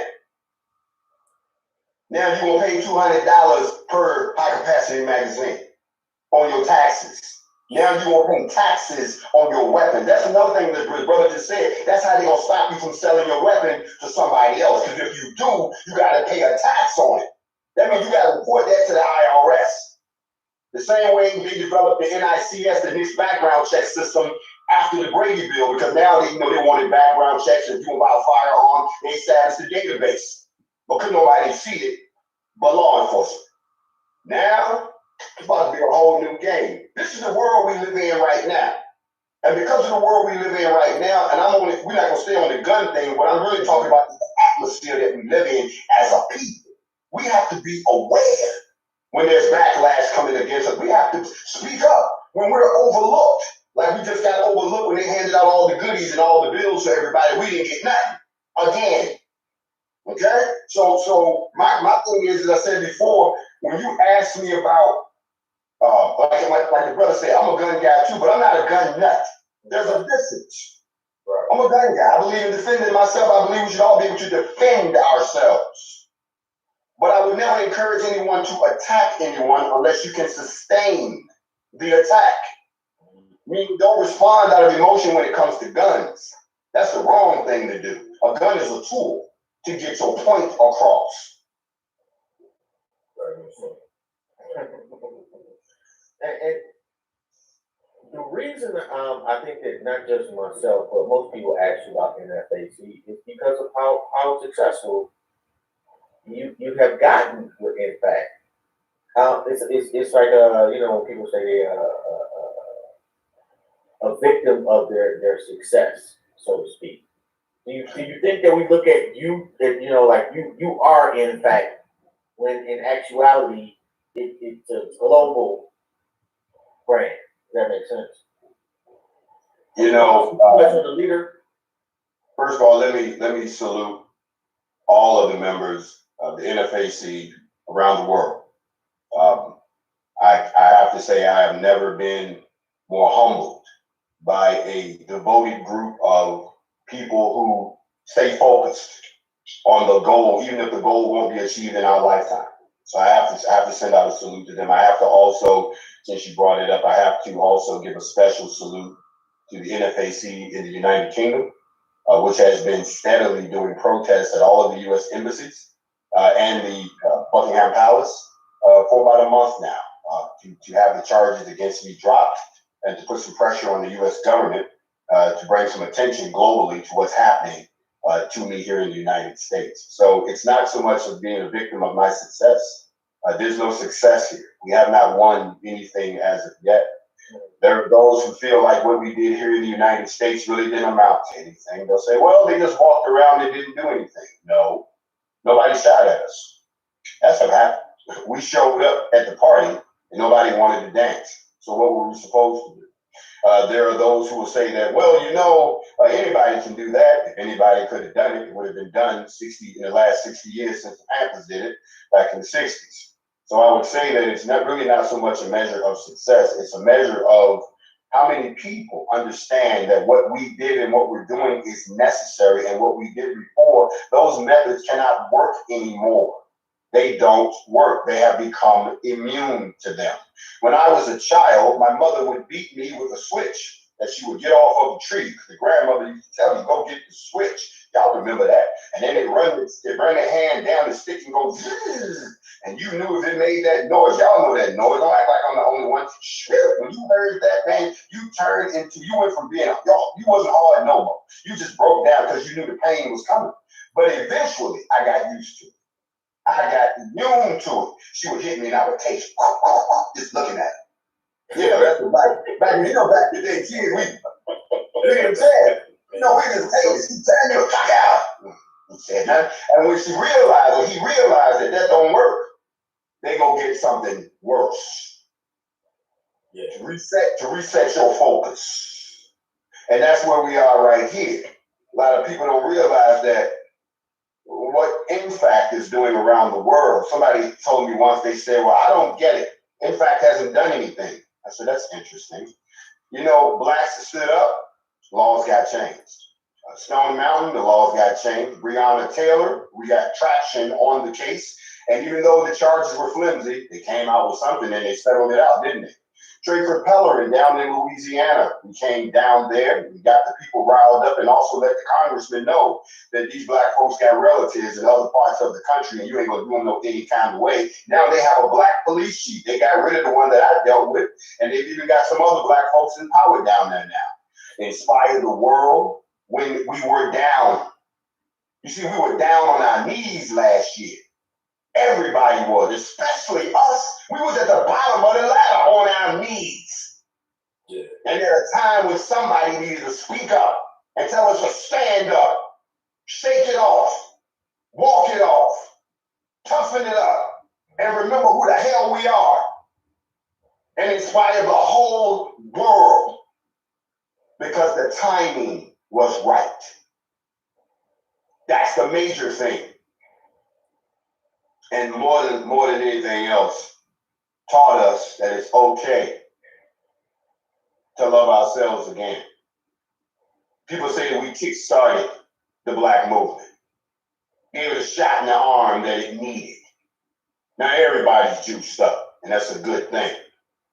Gun sales through the roof for black folks, to the point where the white folks are saying it ain't no more ammo, it ain't no more guns. We need to check everything now. And just as you said before, the NFAC has become a force worldwide to be reckoned with, not as a threat, but as a building block for all black people to have something that we can call our own. to determine our own future, even if we got to infight about it. But at the end of the day, it's ours. So when people said that to me, I said, well, isn't it interesting that the feds just announced that they're now investigating the Louisville Metro Police Department because of their practices? I wonder what spurred that. We're in the season of the needle and the bullet. I taught about it. I told you all this was coming. Now the vaccines, which are nothing more than a test trial, they'll probably cut you off for me saying this. But if you haven't watched the needle and the bullet, just go back and watch it. I don't have to say nothing here. Y'all know what it is. And if you've taken the vaccine, no comment. Until we stand up differently. Until we stand up differently, they will continue to step on us the same old way. Black people, you have forgotten your mission. When I was in the Army, they used to always tell us, you have one mission should you become a prisoner of war. One mission, escape. And never give up escaping. Never try. Never stop trying. We were slaves, irregardless of how we got here, and some of us was already here. The escape is not physical. We still haven't escaped mentally. Thanks. Can we do a better job of resolving our differences? The beauty of us as a people is that our differences are what make us great. If we could learn that we are a people of many differences, many opinions. We're jazzy people, we're creative people, we're imaginative people. So we're not always going to be an agreeable people. But even when white people are at war, they can get together on your ass. The beauty of the NFAC is that we don't ask anyone to forsake whatever your point of view is, as long as it's not something to get everybody murdered. You can be a part of us, part of the coalition, and still stand your ground. We're respecting your differences. Doesn't make a difference who you worship. Doesn't make a difference, where you're from. Doesn't make a difference. I told you all just be black. And a lot of people find that so hard to do because they've been brainwashed and they're so used to being anything but that. Until we learn that none of us are going to agree 100% of the time, and that our differences are just that. The same way we're all entitled to our opinions. You're entitled to a different perspective all you want. But if we're going to get somewhere as a people, there are some things that we have to agree to disagree on and move on. We can argue over who's going to sit in the front, sit in the back all day, but as long as the car is going where we got to go, I don't care. I'm driving. Y'all figure that out while we move it. But that's not what we do as a people. We want to stop the car. We got to get out the car. Everybody got to get all blowed up, swole up. The car ain't going nowhere. Somebody done lost the keys. Now guess what? Now we didn't pay the note on the car. They done took the car. Now we back at the house. Got to start all over again. We done lost our job. Now we got to get a job to get some more money to get into another car and get over our differences and hope to get where the hell we were supposed to be get. But are you okay with somebody else driving the car? I don't care who drives the car. Okay. It's not about who drives the car. I think that's what everybody's problem is. I think so too. I would agree. It's not about who drives the car. It's about, number one, who bought the car. Number two, who picked you up. Number three, do you have a driver's license? Number four, do you know how to take care of the car so it don't break down or get lost? And most importantly, are you qualified to drive the car? Not by man, but by the Most High. That's the same speech that they had when Moses went up on the mountain and took too long. All of a sudden, it became a discussion about, well, maybe one of us should drive the car.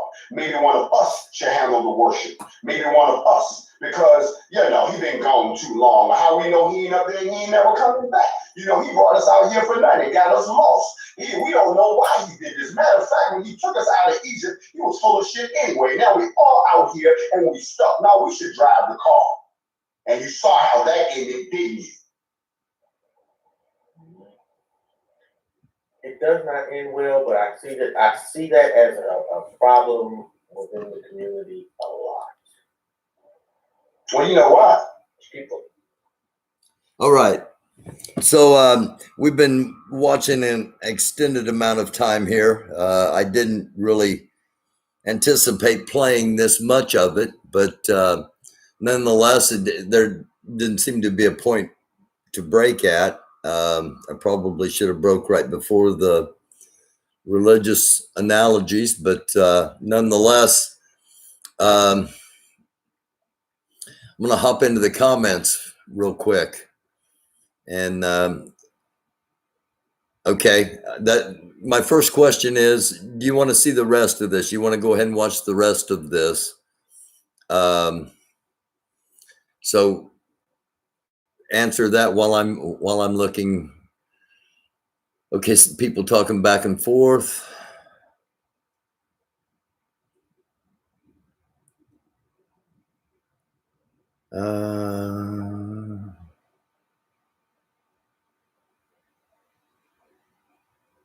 Okay, just seemed like everybody talking back and forth. You don't want to see the rest of it, T-Rex? No. Okay, Tanya says yes.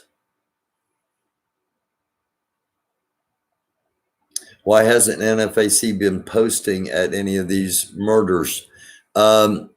Salty Granny, it is my understanding that nothing happens with the NFAC as long as Grandmaster Jay is sequestered in his house. And again, those that were saying he's in prison, they blah, blah, blah, blah, blah. No. I've been trying to get an interview with him, and had some private communications with his legal team, and I knew he wasn't in jail. Yes, okay. Okay, we'll do that then. And it's, there's not many here, and they're loyal viewers, and it's not like I'm going to damage. This is going to get far and wide play to My Skin Is My Sin YouTube channel, and deservedly so. Thus far, it's been I've been impressed with the questions that the host has answered, and I haven't agreed with everything Grandmaster Jay has said, of course, but some of the things I've been saying on here that he's kind of reiterated. I said that when the verdict came down, no matter which way it came down, there were going to be people that were not happy, and he's kind of reiterated what I was saying there.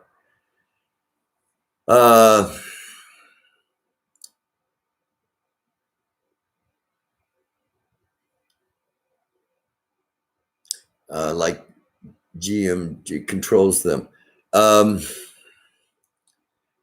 think he probably does control the NFAC membership, and that's why they're not out there, at least out there as identifying themselves as NFAC.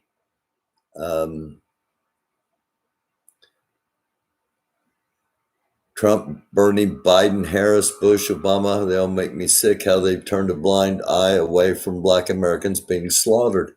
I can totally understand why you're saying that, T-Rex. And everybody says, well, we passed a hate crime. Well, the hate crime was more addressed at the LGBTQ plus community, not a specific hate crime against things such as Ahmaud Arbery. But now a hate crime charge has been brought in that case. So we'll see if the judicial system expands the definition of the hate crime bill. But it wouldn't hurt for Biden to have an executive order just to make sure that, if nothing else, what that executive order would do, in my opinion, would be to make a statement that yes, Black lives matter. And I think that's such an important statement to be made at this time. Yes, he talks about getting rid of racism, about doing away with white supremacy, the things that I talk about on here, trying to marginalize and yes, but there needs to be an action, in my opinion. And that one action would go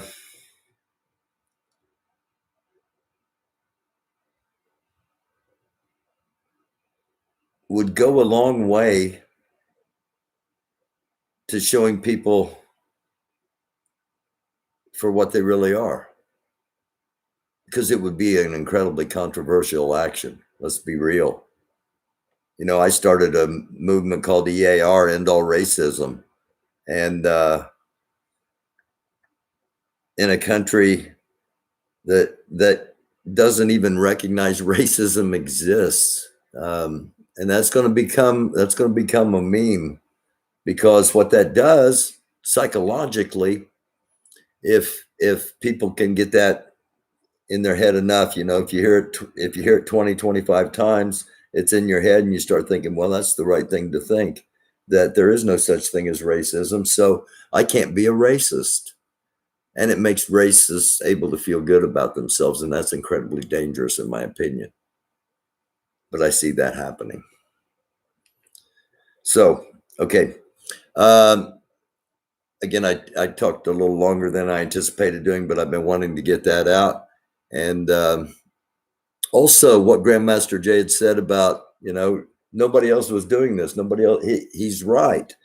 For those that don't know, I've been documenting the NFAC since July 4th, Stone Mountain. And so this is part of that documentary. That's why I don't mind playing the rest of it and breaking it up like this, so that it's not in any way a hindrance to what My Skin Is My Sin is trying to do with his platform, and much respect to what he does with his platform. And much respect to OC the Great as well, because I've had some email asking me to comment on some things about that happened over the past few days, and I'm going to withhold that at the moment because we're on to this.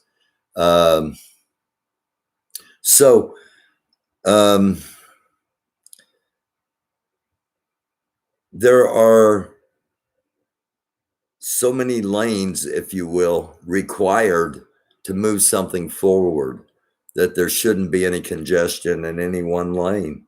If there's somebody that you can't get behind, then start your own lane if you have to, or look for somebody else to get behind. But don't quit. Don't decide there's no hope. Don't decide that the only hope is violence. It may become necessary. And it may become necessary just in certain areas. We don't know. Time will tell. Hopefully never. I think those of you that have been with me long enough know that that's always my prayer. So I'm going to move back to the couch and we'll watch a little bit more of this. And I thank you all. I thank you all for hanging in there. I thank you all for watching. I thank you all for being in the chat, being civilized with each other. Anybody that's not being civilized, respectful, just hit the ignore. No. Let's be clear. Individualism has been infected and injected into us as people. It was never a part of our society. We were always a communal group, family, a village. That's how we were. Matter of fact, y'all remember when you grew up in certain neighborhoods. You couldn't go into a certain neighborhood to see somebody because everybody around there knew each other. And if you showed up over there and didn't nobody know you, or you couldn't say the right name or the house you was going to, you didn't make it out of that neighborhood in one piece. And y'all know I'm telling the truth. Right. We had a tribal sense. There was a time where if you fought one person in the family, you had to fight the whole damn family. That's just the way it was. And that was, the mama said so. Man. You couldn't come home talking about I got beat up. You got beat up. Oh no, the Johnsons don't get beat up. You understand what I'm saying? We've lost that. Now we're individualists. We only think about ourselves and the people in our immediate vicinity. That's all we care about. We can get with the group, but really we're only there for self. That's the main motivation behind looting. They don't give a damn about what's really going on. They're thinking about themselves. This is an opportunity for me to get something for me. That's it. So individualism has infected us as a race. But when something happens that requires leadership, when something happens that requires direction, when something happens that determines the course of where we're going to go next, most of us, because of individualism, resort to emotionalism. You see, let's not get confused. It wasn't because I didn't have anything better to do. I ran for the presidency of the United States for several reasons, but most importantly because I was qualified. So anyone that thinks that it's easy to jump into a position of leadership, especially for your people, and not be aware of all of the drama that's coming, and not be prepared to mitigate it, not being prepared to navigate it, negotiate it, or as it's already been said in many other publications, knowing how to eradicate it. I told y'all, in order for us to truly be free, we're going to have to fight some of our own people. Yeah, and I guess that's why I'm not in no leadership role, man, because some of the shit's just ridiculous, bro. It just seems, I'm in awe at a lot of people in leadership roles, because it's great when it's great, but when it's not great, it's horrible. Well, I don't know about that. Let me tell you why I say that, my brothers. I have seen horrible things said about me, none of which are true. I have seen people that I thought I knew pretty well show their true colors and only satisfied definitions of some of the characters you see in the Bible. I have seen my people get fired up, ready to roll, not having it no more, but believing that they live in a microwave society where you're going to get instant results. And that's not the way this thing works. So when you don't get that instant result and you realize it might take a while and you might have to put in some work and you might not even be here for the results. Remember, this is for the kids. Then all of a sudden, people show you their true colors. And when you start to see that as a leader, you don't respond to everything you see. You make note of it. These are indicators of the climate. These are indicators of the temperature of the people. Plus, on top of that, everybody doesn't come to the table with the same agenda. If I'm all about liberation and reparations for my people, but all you're about is recognition and financial gain for yourself, if you're the kind of individual who truly believes that we have arrived and that it gets no better than what we have right here in this country and some other places around the world, then yeah, you would find it in your good graces to infiltrate an organization to tear them down because you like it the way it is. You don't want to go nowhere where we all got to pull our own weight. You don't want to go nowhere where everybody you see, everybody you answer to look like you. You don't really want that. There's a lot of people like that. And then last but not least, there's a whole segment in our population that have been bullied, they've been teased, they've been picked on because they're biracial. They didn't ask to be biracial. They are the result of biracial parents, but they're born into a racist world. So they don't know where they belong. So they want to be over here with their brothers and sisters, but sometimes they don't fit over there, so they over here with the mayonnaise people, and it's confusing, and they got to be taken into consideration too. And some of those people can come with an agenda. So there's a lot of different things, a lot of moving parts you cannot get mixed up in. Here's why. What did I say before? And I've said this many times on many shows. Unity is not everybody getting over their differences. That's not unity. Unity doesn't mean we all under the same umbrella. That's not unity. Unity is all of us being on one idea at the exact same time. And don't focus on nothing else. If 9 of us was in an elevator and we didn't know each other, one person on their phone, somebody doing their makeup, somebody reading a book, you might be eating drinking a soda or something, and the elevator stop and jerk, and we don't know what's going on. Everybody is unified and get out of there. Yeah, absolutely. Yeah. And it didn't take no meetings. It didn't take where you from. It didn't take I don't work with women. It's we getting the hell out of here. If the house catch on fire, if the club catch on fire, everybody knows the head's for the door. They unified trying to get out of there. That's unity.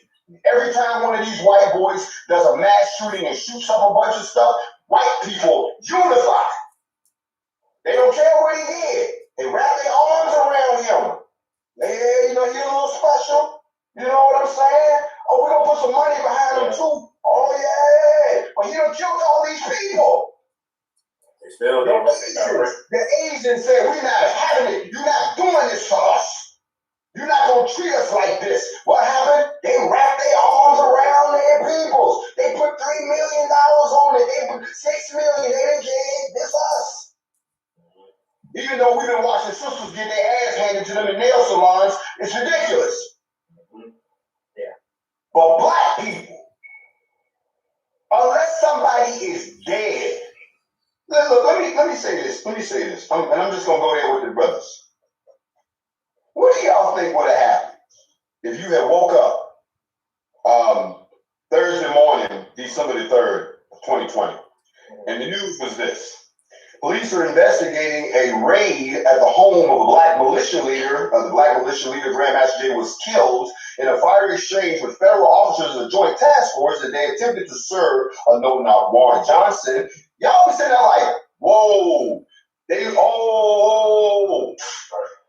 went out in a hail of bullets. Oh, y'all have been all out in the street marching and waving signs and justice for Jay.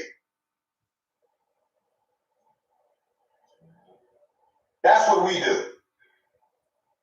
But if Martin Luther King or Malcolm X or any of those people that we love to lift up from 6 decades ago were alive today and they did to them what they're doing to me, I really wonder what kind of response we would see from the black community. Because they say the way you treat your leaders is the same way you treat God. You believe him, but you don't believe what he says.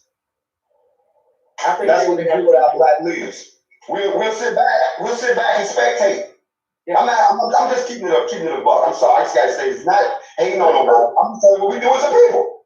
These are observations that people are making from overseas. The people overseas are watching this. And they're going, okay, they grabbed your boy. We thought we were gonna see the biggest demonstration in the history of, okay, well, no, that didn't happen. Okay, they got your boy, and y'all say charges is bogus, okay.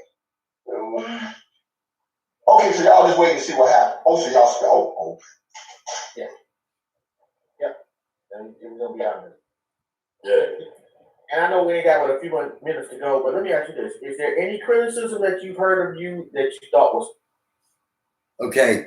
I'm pausing in here for just a second, just because I want to interject something. I agree with Grandmaster Jay in that I kept waiting. I kept waiting for some kind of demonstration, some kind of protest as to what was happening with Grandmaster Jay, and it never happened. And it showed me that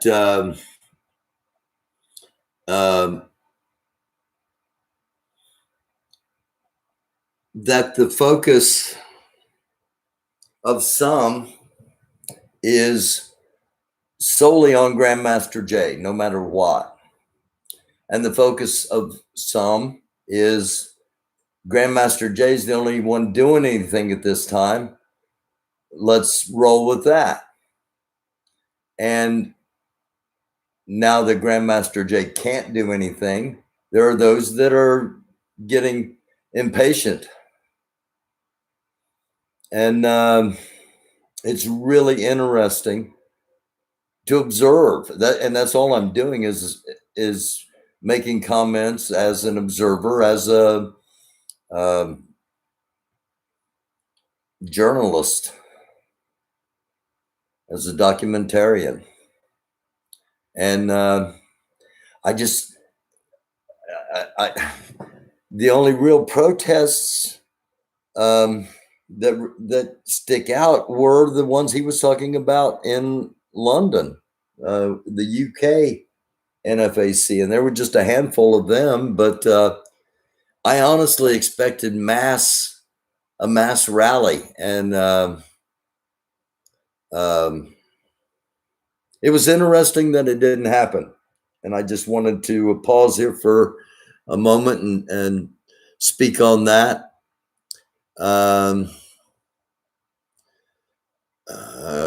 Grandmaster Jay's militia is over.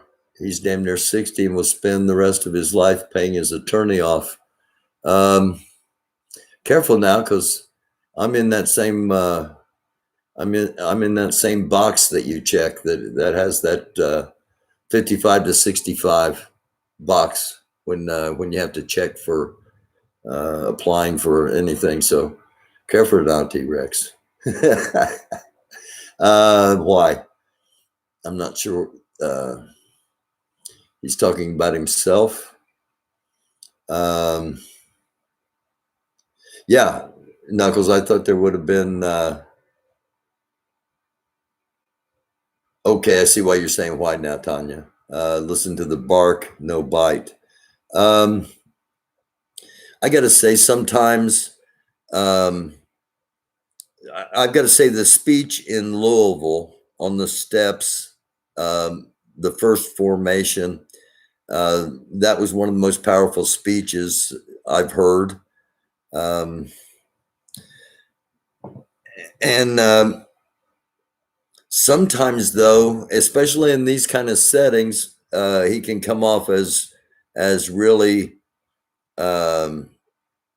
overbearing and very authoritarian, and that turns a lot of people off. And again, I'm just giving observations. I'm not criticizing. I'm not saying I'm 100% right. I'm just giving my opinion as an observer. But there's no one else that I have seen that can do what he is doing, and he's got to have his own lane to do what he's doing, because it spoke and still speaks to so many in the Black community. And this isn't about me saying he's right or he's wrong. It never has been. This has always been about documenting what the NFAC and what Grandmaster Jay's doing, and it's always been about never tearing him down unnecessarily, because there are so many others that look for those things and do that and make a living off of nothing but that. And there are some others now, but at one time I was the only one telling the actual story from start to finish. And this is part of that story. Barking loud but no bite. Again, I personally, the formations were incredibly powerful. When I saw that on July 4th in Stone Mountain, and no, they weren't there for target practice on the sculpture or anything like that. It was like the Black community needs this right now, you know, and because this is a dangerous time, and I just felt like he was going to be one of the most influential people in 2020, and the NFAC was an incredibly necessary force in the Black community. And I even said multiple times, the bigger he can grow it, the stronger he can grow it.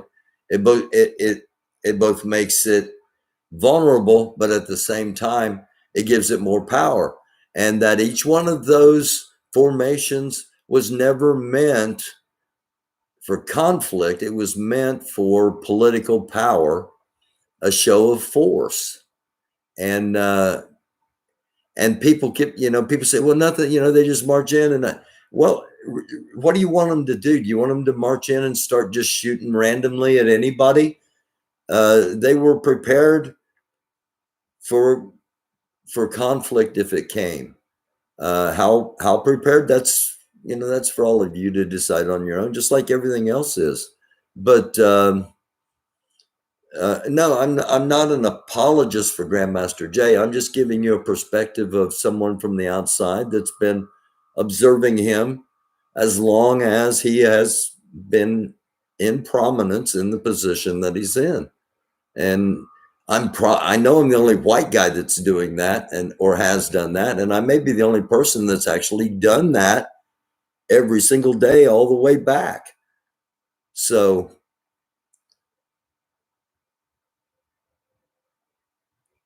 I think this has been a pretty good interview, and I'm anxious to see where it goes. So let's go for another quarter here. Fair.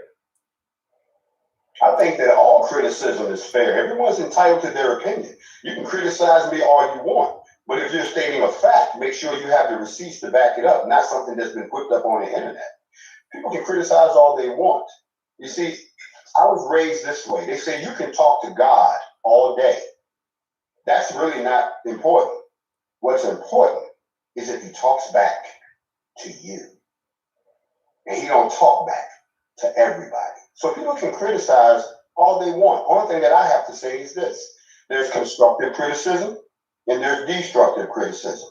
So if you want to criticize the movement, or you want to criticize the Black militia, or you want to criticize me as a person, then you're entitled to your opinion. But I always ask people this. Whenever someone criticizes someone, I always ask them this. How does this profit us? You in my ear talking about this brother right here, but okay, I hear you, but how does this profit me? Okay? If it doesn't profit me, get out my ear. And if you're criticizing someone because of your own shortcomings, remember there's an old saying, we always accuse somebody of what we would do if we were in that situation. I don't think I ever heard that one. That's true. Oh. Wow, man. And man, it's always an honor. And pausing it again here real quick, just because I just now saw for Mime Created. Okay, I can see how you'd say that. I'm created that he has brought confusion to the Black community. He's at least presented something. You can consider him a fraud or not. That's not what this statement is about. This statement is that he has come forth and presented a figure in the Black community that hasn't existed. And he's not, there are still those in the Black community that don't know who Grandmaster Jay is. I know he's not going to want to hear that, but that's a fact. And doesn't know about the NFAC. But when it comes to those trying to progress something, he came out in the forefront. So I'm sure that set off a lot of confusion in the Black community. Where did this guy come from? a whole bunch of things. But yeah, that's a totally another that's a whole episode in and of itself.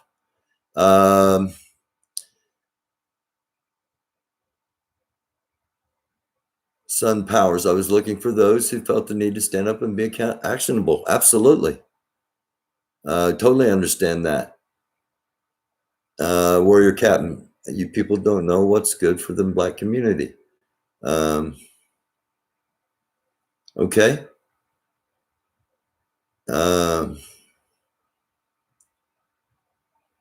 No, he has not. We had Black Panthers in the 60s. He ain't done nothing new.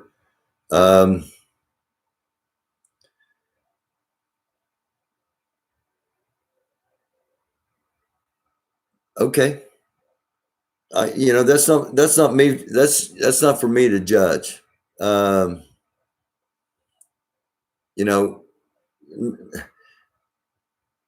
best thing I can do as a white person is always get out of the way. I'm just presenting information. And I definitely don't want to tell any person in the Black community or any community of color how to think. I'm going to counter and say I've had both injections of the vaccine for the coronavirus, and I didn't grow a unicorn horn or get scales or develop wings or anything. I'm okay. So, time will tell on that. But other than that, I don't have a whole lot of disagreements with anything Grandmaster Jay's been saying, and especially since he's entitled to his own opinions and his own truths. So I just wanted to pause that because I wanted to address I'm Created and Stone's Dirty Socks. Anything he's done was for his own benefit, but it backfired. I can see how some think that.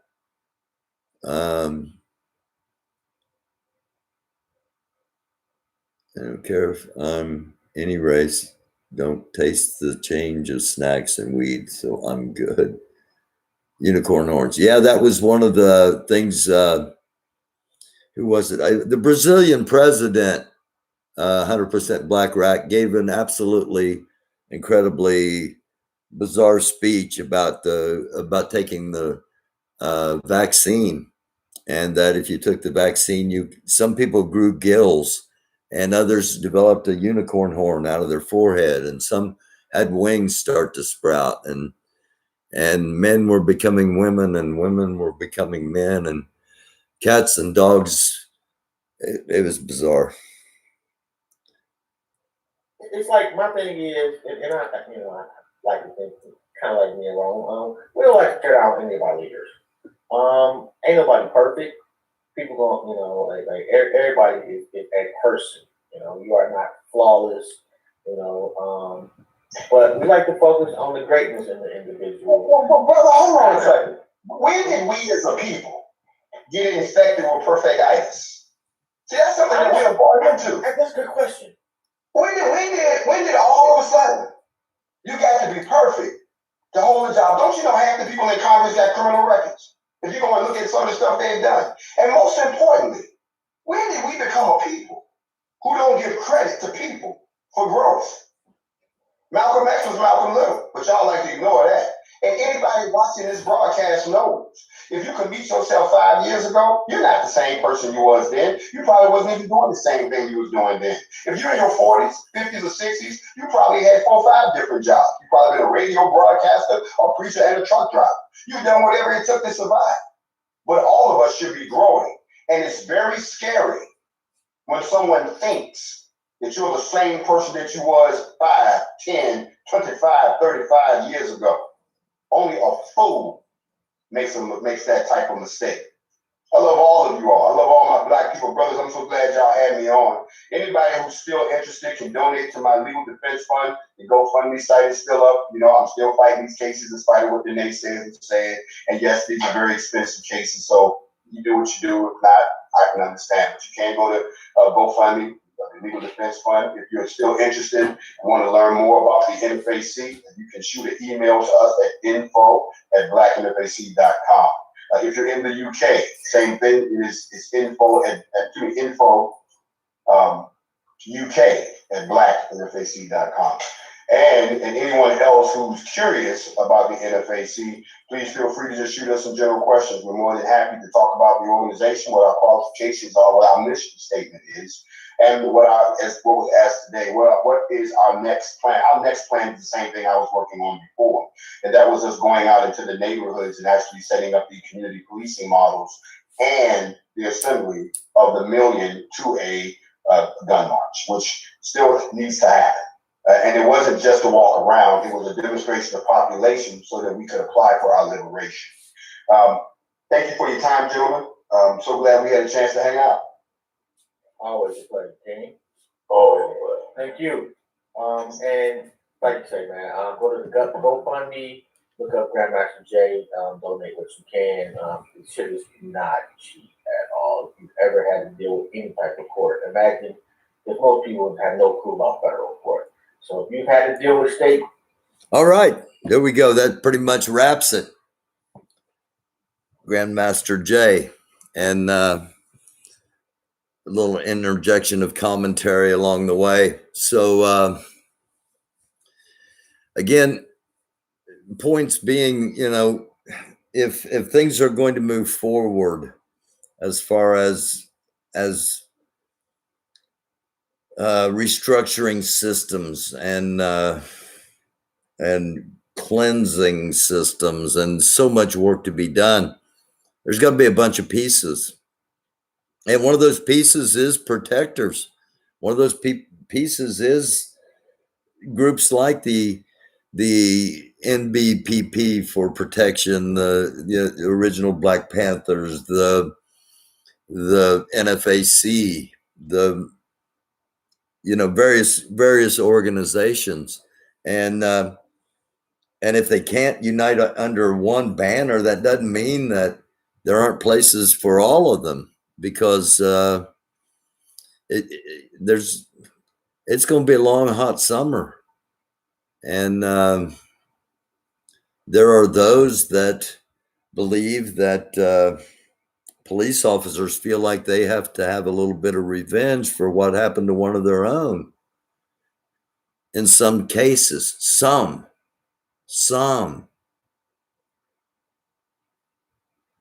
but how many and where?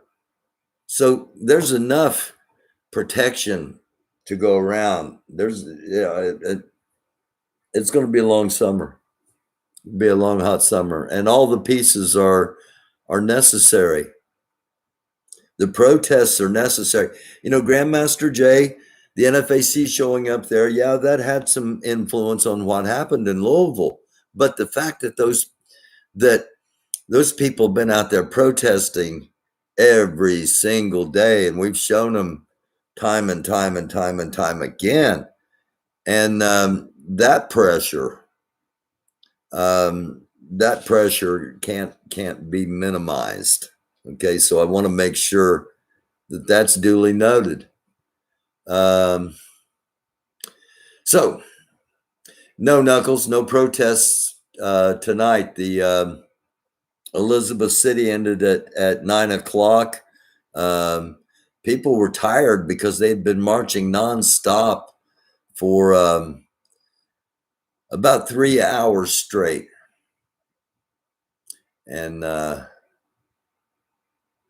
2,000,002A is going to happen.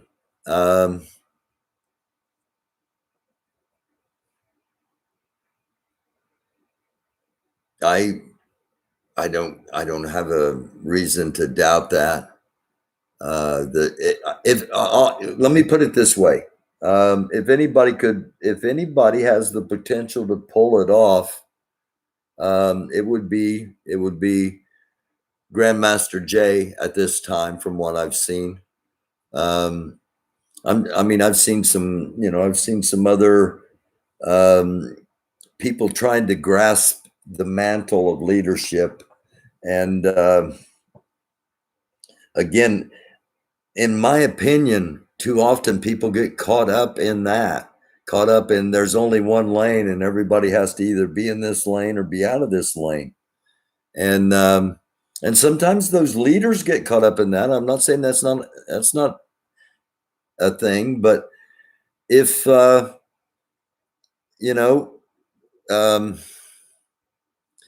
if the lane's too crowded, start your own lane. The way this show has evolved into what it's become is because in the beginning, I kept just saying, well, I'm not racist. And Black people started commenting and telling me, look, it's not enough to just not be racist. Okay. It's not enough to just be silent and not say racist things and not laugh at racist jokes. It's a critical time and it's time to be active. And this is my spot, an independent media. And Grandmaster Jay wanting to shut down all social media. I can understand the theory behind it because there's so much crap that's out there. Again, you can make a lot more money telling people a bunch of lies than you ever do trying to expose the truth. And that's just fact. I could make a whole bunch of money scaring people about, Grandmaster Jay's organized all this. There's 1 million people's going to come and they're going to kill all the white babies. And I'd be making $100,000 a month.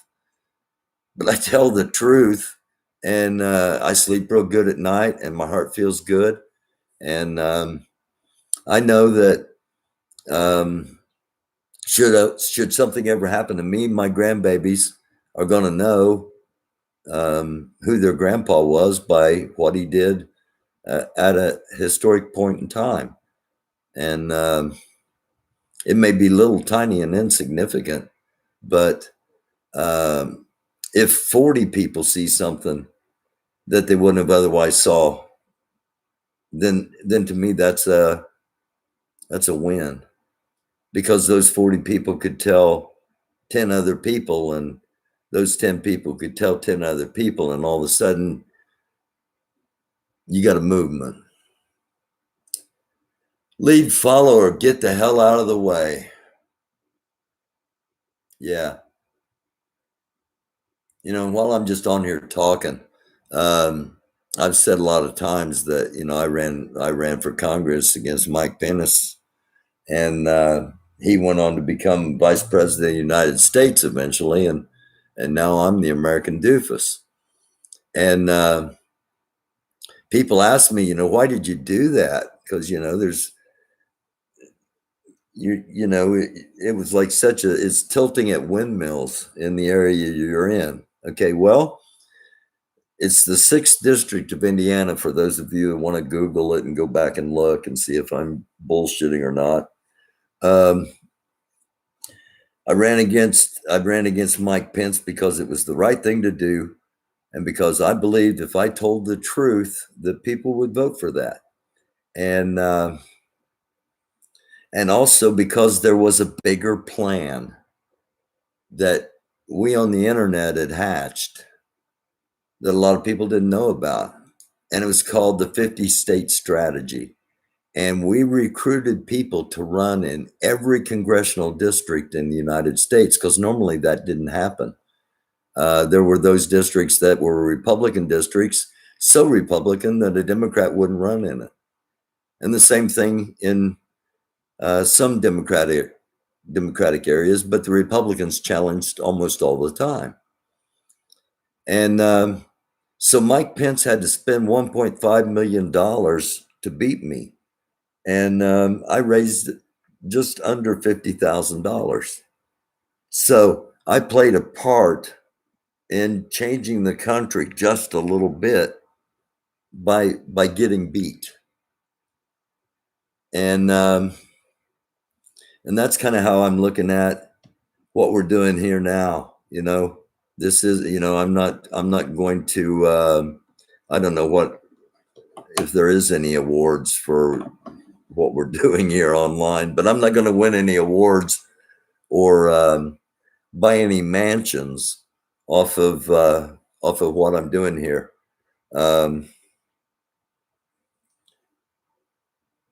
But I sure sleep good at night, and I sure feel like I'm playing a part in a change that has to come. It has to come. It has to come because of my grandbabies, because of your grandbabies, whether you're old enough to have them or not. You're going to one day, and you sure don't want your grandbabies fighting a fight that should have ended 60 years ago. And I hope that enough smart people can come together and figure out how to peacefully rectify all this. Because if we can't,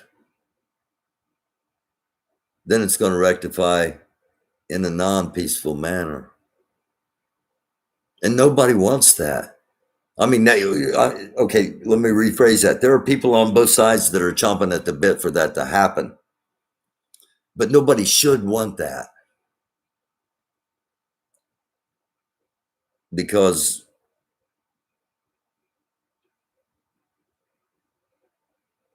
we're not going to know who the enemy is. No way are you going to be 100% certain who the enemy is. We're all Americans. We're all humans to begin with, but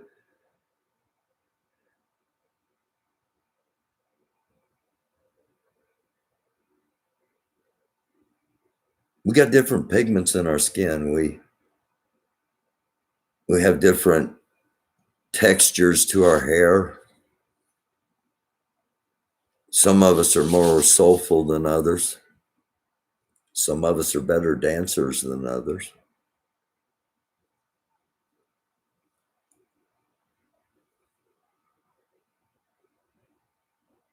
But we're all human beings. We all should be looking for a connection, not a division. We all should be trying to find a way to understand, not a way to prejudge.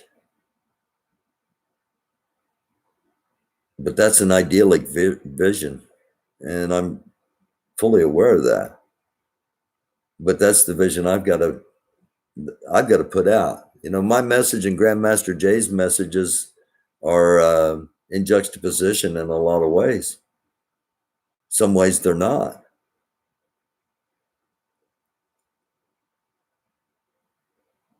But the main thing is, I'm not in that community, and he is.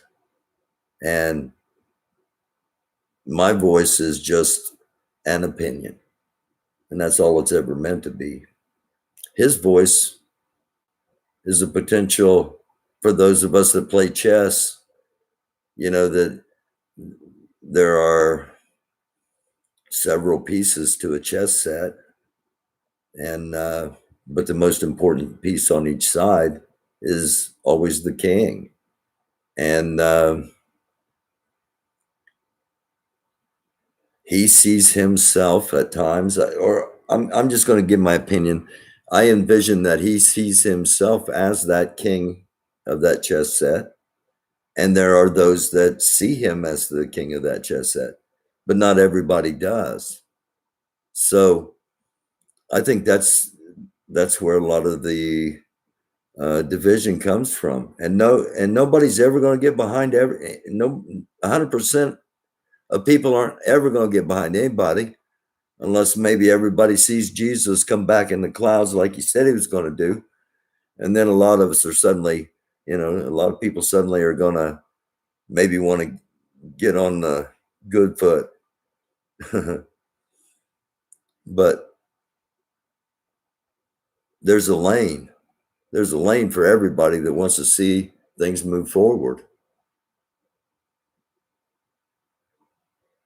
So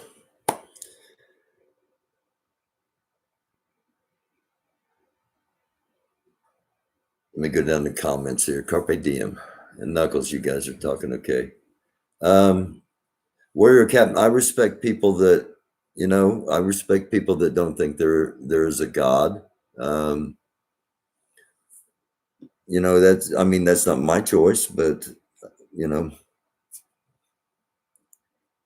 it's also not my place to try to force people how to think. Some people think that is their place, and that's a problem. Thank you, James Sweeney. Sometimes I get talking and I don't know, it just starts coming out.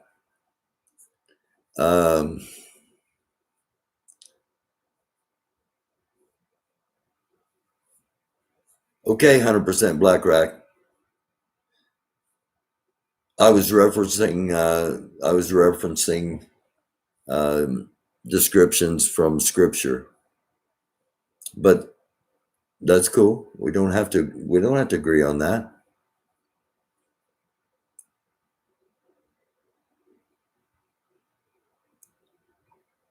Thank you, Salty Granny. I'm kind of reading from the bottom up,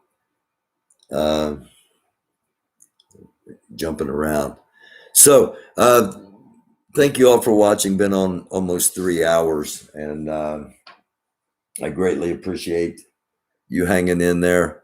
Just a brief recap of the show. We started out with a story of a former, now former fire chief who decided to get into a chat and recommend to the chief of police of that same area not to respond to any calls in Black neighborhoods and let them kill themselves, basically. Then we went to, that was in South Carolina. Then we went to Georgia, and the story of a former deputy who, again, was bragging about getting stress relief, quote unquote, from beating on a Black prisoner. Then we went to Elizabeth City, North Carolina for the beginning of a protest. Thanks again to Andrew Mercado from Mercado Media. And then we saw the body cam footage of the killing of Anthony Thompson Jr. I imagine as that footage starts to circulate among communities, that's a name we will probably hear more. And again, I was on that story that afternoon, and I think I might have been the only person streaming it, restreaming it. I was streaming it from a news service down there, and something else broke, and I got away from that story, and it appeared from the police reports that were coming out, or the press releases that were coming out, that was, a justified shooting, and an officer was injured, and sadly a student was killed. The fifth Black student this year from that school that's been killed. The other 4 students killed in other actions, but this is the 5th Black student from that school killed. And this one, there's body cam footage, and we saw that. And then we wrapped up here with Grandmaster Jay and the latest interview to add to the documentation of the NFAC. So thank you all for watching. Knuckles, James, I'm created. Carpe Diem, of course. Salty Granny, 100% Black Rack. I love you all. Thank you all, T-Rex, whoever's still in here. Thank you all for being here. I love y'all. And I will be back very soon If you're a subscriber, hit that notification button so you know when we're on. And as things happen, we will pop on. But right now it is, there are 2 minutes left in the 3rd of May. Tomorrow is Star Wars Day. 2 minutes is Star Wars Day. May the 4th be with you. Good night, everyone. Thank you, Warrior Captain. I'm created. Glenn Smith. I